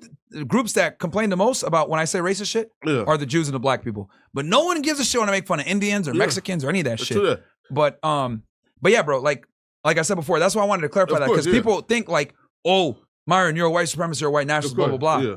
No, I just fight for their abilities to speak freely because I see that there's a disparity between white nationalists and like black nationalists or Hispanic nationalists. They can't say what they want to say. And then the other thing too that we agree on is Jewish power in America. So that's, and here's the thing, black nationalists talk about it too. Riza, what's his name? Riza Islam. Riza Islam talks about it. He's super based on that. Minister Farrakhan also talks about this. So like we all kind of agree with this thing. And my thing is, I'm big free speech. Like, regardless of your stances, even if I don't like it. Hell, I had to defend Hassan Abias today. Oh, yeah. Like, I was like, bro, I don't think nobody should be censored, even him. Why did he get banned? He threatened to kill. Well, he said he don't mind a senator being killed. Yeah. Which I didn't know that at the time, which that's kind of ridiculous. But that just goes to show how stupid Twitch is. Like, Twitch, bro, they banned us for off-platform content. But then we got girls on there doing a bunch of bullshit. Hassan saying all kinds of shit, playing like Houthi videos and shit on stream, and they didn't ban him. So I'm like, yo, like, it's just like, and here's the thing. I don't want nobody getting banned. I think it's just ridiculous how they don't properly enforce things where some people get hit with shit, some other people don't get hit with shit. Like us, for example, right? We've done shit where they demonetize us. I look at other channels, they did the same exact shit. They didn't get demonetized. Nothing, bro. So it's ridiculous. Like, we do an Andrew Tate interview, they take our shit down, we get a strike. Other people do an Andrew Tate interview, millions of views, no shadow ban, nothing. Man, hey, listen though, I do want to say, listen, man, I'm back to watching Fresh and Fit again. You feel all me? right, sweet. Right, man? Yeah. Man. Hey, listen though. And don't worry, the political stuff is on my own channel. So if you don't, I know you don't like that shit. Of course. Wait, I have a final question. Do you guys own Fresh and Fit 50/50? Yeah. I've had a bunch of people, and I've even seen people say it in YouTube videos trying to say that he owns it. And that you're like working for him, which to me really does not seem like how this would actually go in reality. That's people that don't understand, and they're haters, bro. Yeah. I had one girl, I had a girl come in here one on. day, and she was like, fresh off your show. And she's like, yeah, Fresh owns everything. Myron's just working for him. I'm like, I don't really see how that would actually be. People are stupid, bro. See, like, wouldn't Myron just break off and start his own thing? Bro, it is crazy how people lie on us. Like, it's wild how because you know what? Us, bro. If we break up, they'll be happy. Oh, we brought them up. They lost or whatever. And it's funny. Our biggest hater, I don't want to say his name. I know what his plan is. His plan is to destroy the podcast inside and out and say, I won. I'm on YouTube. I think I know who you're talking about. Yeah, you know who it is. And he talks to girls that I actually know. I shouldn't say that. Anyhow, the point is that like, I know his whole fucking plan, bro. His fucking sodomite. Anyhow, he's a sodomite, the fact is, bro, is that like they can't stop us, bro. This year we're taking over. New deals on the way. New guests on the way. We're not stopping. Like he'll try to call me gay, but I'm like, bro, you literally took it in the ass. On all fours, you took it in the ass. Oh, you were the dude. Like because people like to use that picture, right, of me under the covers. Let me talk about that real quick. It's college. Because they'll say that I'm gay. So this is what happened. As you guys know, well, you guys might not know, I used to row Division I in college, right? So we would do travel trips to Florida in the wintertime to train, to get on the water and get on the boats, right? So we had practice at 5 o'clock in the morning. Anyone that knows rowing knows the water's the most calm there and it's flat. That's the time you want to row. So I always had a problem waking up early. I've always been a nighttime guy. So what happened was I was sleeping in my hotel room. They fucking break into my hotel room, flick the lights on, loud, banging shit, blah, blah, blah, wake my ass up. And that's when he jumped on the bed. That's why I'm under the covers like this, right? And he's on top because they broke into my room to wake me up for practice. That's when that picture was taken. But they sit there and say, you're in bed with another man. Nigga, they broke into the room and they white took that boy picture. humor too, though, right? Like, yeah. So when they say dumb shit like that, I'm like, bro, clearly you've either never been around white people, you've never been in the military or played on a sports team, whatever. Like, that's just what dudes do, that stupid toilet humor shit. But the fact that they ran with that and said, look, he's gay. This guy's in bed with him. I'm like, bro, like the context matters. They broke into my fucking hotel room and practice, and that picture was taken at a millisecond when they jumped on me. Also, two things. If he was gay, pause, I would know. Secondly, he's Muslim. It don't gel together. Of course. It don't gel. No, true that, man. No, but it is like, because people get on my ass. There's like an old picture of me when I'm like 21. I was dating this girl who was like 19, and her bedspread, like in her room, was still like the bedspread of like a little girl, right? It looks like this little like pink bed or whatever. And literally, I'm just sitting on the bed, blunt in one hand, piece of pizza in the other hand, people are like, this is just Pizzagate with the you did something horrible. Pizzagate, I'm like, this was my girlfriend's bed at the time. I was just sitting there, like she's not even in the photo. Wow. And because the bed looks like it is the bed of a young girl, no, it's the this pizza was though that did it. against me. Yeah, what's wrong with pizza? but the most common food of the world. Pizzagate. Pizzagate and a kid. That seems like a stretch. It sounds like messaging. Yeah, because cheese pizza. I'll say this from my experience. Like cheese pizza is a term that people use for. Yeah. This was 20 years ago. Yeah. Wow. Before that was probably. But I think I messaged you on that. I called the person that made that comment about you a I don't even know. I don't want to say it on air. Okay. Like, I won't say it because I'll tell you. Like, because I remember someone said that shit. I was like, yo, I don't that dude. Yeah, there's been a lot of that said about yeah. that. Yo, but bro, people just lie on people all day, bro. Yeah, like it's because crazy. They don't like them. Don't get famous. Yeah, just be a consumer of content with a normal job. And unless you've got the real heart for it, man. I would argue 99% of people can't handle being a creator. Oh my god. But when you get the hate, bro, what is cooked? Bro, listen, yo, and the Reddit doesn't help. But wait, why did y'all Reddit get deleted? Wait, really? You got deleted? No, like the original, like Fresh and Fit Reddit. I don't know, bro. We didn't run it. Really? Contrary to popular belief, bro. Oh yeah, all the Fresh and Fit Reddits, we never controlled any of them. Really? Yeah. None of them, bro. They say, oh, these guys control it, bro. We never had access to any of it. Like saw crazy shit on there. We really had that shit was the fun. I go lie, yo, y'all Reddit was the funnest. Listen, bro. I googled Fresh and Fit Reddit. First 3 links that come up are all the blank and blank. Reddit. Oh yeah, bro. Listen, bro. Listen, bro. Ops. Bro, when I'm bored late night, I go to that Reddit, bro. Oh my god, that shit was amazing, that should tell you that we didn't own it because they would talk crazy shit, bro. Bro. Yo, hold on, your Reddit's crazy too. Yeah, about you. They go crazy, Reddit, bro. Yeah. No, ours is crazy, but I feel like ours now is more tame. But y'all shit in the prime of the y'all. Oh my, bro, those people were like demons, bro. They were like, bro, I felt bad for Chris. Bro, listen, yo, Chris makes the smallest mistake. Fire this fucking guy. What the fuck is wrong? I said, damn, bro. Yeah, bro. I didn't go on there for months, bro. I'll never forget. So much hate. I almost made a video about Reddit. How toxic it is for any creator. Yeah, I don't follow it. Yeah, creates a lot of problems. And now he got 2 Reddits. You just bottom. as a content creator, you can't just listen to your Reddit because your Reddit it wants you to do weird insular drama shit. Which is like we know a lot of content creators who that's basically what they do. But the reality is that like academics, like the biggest thing that's happened to him in the last year was the Kendrick and Drake thing. He did a killer job reporting on that. Yeah. And like that's not like if you had gone to his Reddit during all that, they were talking strictly about him and his girl drama or whatever, which granted. Understandable that they were talking about that because it's fucking insane, and I was talking about that with other people as well. But it's like, meanwhile, he kept his eyes on the ball and kept doing content about the biggest story in the history of hip hop instead of his own personal sex life. This is the key, and it worked out great. As a creator, you just made a very good point. You can't listen to your audience; they're watching you. As a creator, you're in charge of what they see, and they'll follow what you do within reason. You should listen. Sometimes they make good suggestions. You can't let them call all the shit. Hold on. When I say don't listen, I mean they're gonna steer you in one direction, but you're the creator. You have the creative mind. If you follow, here's the problem, right? I see creators come and go all the time.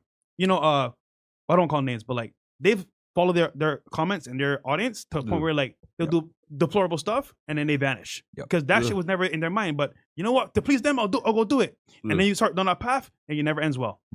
Yeah, it'll fuck you up. Yeah. Hey, bro, Mike Rashad, man. Now there was one of the videos where I was pro y'all side because I felt like he didn't learn nothing new about y'all that he didn't know 2 years ago. Yeah. But yet he took a stance of now when I saw that, like, yo, so okay, this is the full story with that shit. So he goes on Bradley Martin's Raw Talk and he says this stuff. Right? Yeah. Now and said that stuff. I was like, what the hell? Now mind you, I won't say his name, but a podcaster that I know that's a mutual friend gets a message from him calling me and him like a and all this other shit, like saying, "Oh, it's on site with y'all, blah blah blah. You racist, all this shit." I was like, "What the hell?" And the guy that he threatened, by the way, is like a really nice dude, bro. Like, like no one, like he's got a problem with him. No one has a problem with him. He's like a pretty known podcaster, right? So he says that message to him. When he says me that, and he's like, "Bro, do you know this guy, Mike Rashid?" I was like, "Yeah, he's a cool guy." He's like, "Yo, he sent me this," and I looked at it. I was like, "Bro, that's not him. There's no." I was like, "No way, that's him." He's like, "No, bro, I think it's him." And then I get a DM from him saying some shit, and I was like, bro, is this Mike? I legit like, yo, is this you? Like, are you hacked? Like, I couldn't believe it, bro. Yeah. And then when I saw the Bradley Martin Raw Talk shit, and I was like, wow, this is really him. I was shocked because like he had known this shit about us. We had went viral for the Asian doll shit. We had went viral for the racism and all this other shit. So like, and the thing he got mad about was a reel when I was at Amfest. I said something about black women, to kind of what you said earlier, where like 187 pounds of statistic shit. He don't like that. But I was like, bro, I've always had these views. So like for him to come out there and do that publicly when we have mutual friends, he has my number, all that stuff. I was like shocked, bro. Like I couldn't believe it because like I know him as like a stoic guy. I always looked up to him. I always had an enormous amount of respect for him. So like for him to do that, I was like, what the man? I was shocked, bro. No, and what makes him different than I feel like and other people was I've watched like podcast episodes where he's there and similar shit is being said in front of him, bro. So thank you, bro. So came like out of left field, bro. Came out of, I was shocked, bro. I hit up like some of our mutual friends. I was like, bro, like is his account hacked? Like is he good? Like I legit was like, yo, someone hacked this shit. Like I couldn't believe it, bro, because it was so out of character. Maybe he wanted to go viral. I don't know. Yeah, but he didn't really go viral though, right? They just like ingest enough online hate, and then they kind of get to the point of like, I'm going. Bro, we've been betrayed by so many people, bro. It's like actually wild to me, like how like we platform people or put them on, and like Adam, I know you know about this very well. Yeah. Where like they turn on us and shit. I'm like, bro, like what the man? Like this internet shit is like made me. Maybe it's because I come from a law enforcement background, so I was like, what the? But like to platform people and work with them and then like help them get on or like do shit for them and then they do some shit like that. I'm like shocked a lot of times when they make these hit pieces. Well, who's your top 3 betrayal? Ayane got to be number 1. What was that? Ayane got to be number 1, right? Yeah. Who? Yeah. Ayane? No, we cool him. Who's that? I just saw him in Vegas, bro. Oh, really? So like y'all are back cool now? Squashed it, man. Oh, wow, okay, dope. Okay. He's my trainer now. Yeah. Really? Yeah, he trains me in the gym. Matter of fact, okay, that's cool. That's dope. Just because you said, I made a clip. Like I was doing a stream and I was talking about like how pride parade flags are bullshit and like Puerto Rican flags are bullshit. I was making fun of them saying they don't got a country. Puerto Ricans. Yeah. Some Puerto Ricans like try to start some shit with him at the gym. Really? And the end there was like, yo, get the and they ran. Oh, that's dope. Bro, wait, bro, this is dope. How did y'all even like get together to like squash it? Like how was that like initiated? I was walking past like Chipotle one day. Yeah. And I saw him. He saw me, and we just sat down and started talking. Really? Yeah. Damn. And we were just like, hey man, like this is shout out dumb. to him though, man. And and that's it. And we're gonna bring him on the show again and have him on. We were gonna bring him on the other day, but like the equipment, the studio we're at, the equipment was all fucked up. Yeah. But no, shout out to Yende, man. We're cool. I really, I actually thanked him when he stepped up with that whole bullshit with these dudes that try to come to Fresh, like over tweets that I have. Like, what the man? Nigga, I don't say shit. Yeah, over bro. who? Wait, like Puerto Ricans? Yeah, because I made fun of. Bro, imagine, right? I made fun of their music and shit. I wake up, right, bro? I go to the gym, normal day. Yeah. I'm just working out, getting trained by Yande. Yeah. It's like, what's up, bro? I'm like, what's up, man? It's like, what's up with your boy? My boy? Who's my boy? Yeah. Talking about Puerto Ricans, bro. Mind you, he has his own channel. I don't know what he said. I'm like, nigga, what are you talking about, bro? I'm fucking working out here. He's like, bro, when I see your boy. And that's not orthodox. I haven't roasted Puerto Ricans in a minute. It's like, when I see your boy, it's on site. Let him know that. I was like, why don't you go tell him? What the fuck you telling me for? Yeah. And then I ended just like, and he just walks off. I'm like, bro, like y'all is weird, man. Like, I don't feel like anybody is scared of like Puerto Ricans, right? Like, aren't they like super like sassy dancers and shit? There we go. Hey, that's racist, bro. What? That's racist, man. Nah, You get your face slashed next time you go to New York. You coming next. We'll show you getting about 50. See how easy it is to be racist? That's true. Feels good, man. Hey, You like that? Huh? We get mad. I want no trouble, Ricans. You feel me, right? Cause you feel me, man. Your eyebrows are too perfect, motherfucker. Yeah, no. Yeah, right. Cause listen, Puerto Ricans like pressing is crazy. Yeah, it is crazy. But yeah, no. So yeah, shout out to him. Top 3 snakes. Who has snaked y'all? Typically, people don't like to just name off their snakes. Okay. Yeah. I would hate No it. clout. If somebody asked me that, I would give you a bullshit. No clout. They're small, probably, right? But No clout. No clout. Yeah. Okay, yo, no clout for them. I appreciate you guys coming on. I got a dip. Yeah. Yo, much love. Yeah, man. Glad to see you guys bro. still doing your thing and everything. Yes, It was sir. great to get to reconnect. Shout out Flacco. Yo, of course, man. Yo, by the way, Donnie burning the midnight oil on the board. Adam, you made a good choice with Flacco. Even though he stutters sometimes, he's funny as. Hey, Yeah. look, Yeah, I brought man. this book for y'all too. Oh my No, god. bro, get down, get that shit out there, bro. Oh my Actually, I read that when I was like 12. Really? I don't remember a lot of it, but yeah. How do you read that when you was 12? I was a very curious young individual. Oh, nah, bro. Yeah. bro. Nah, but all jokes, man. Thanks for having us on, bro. No, Yes, no sir, doubt. man. It was a good time. No jumper. Peace. Flacco. We out. Bow. Man, Bow. peace out, man.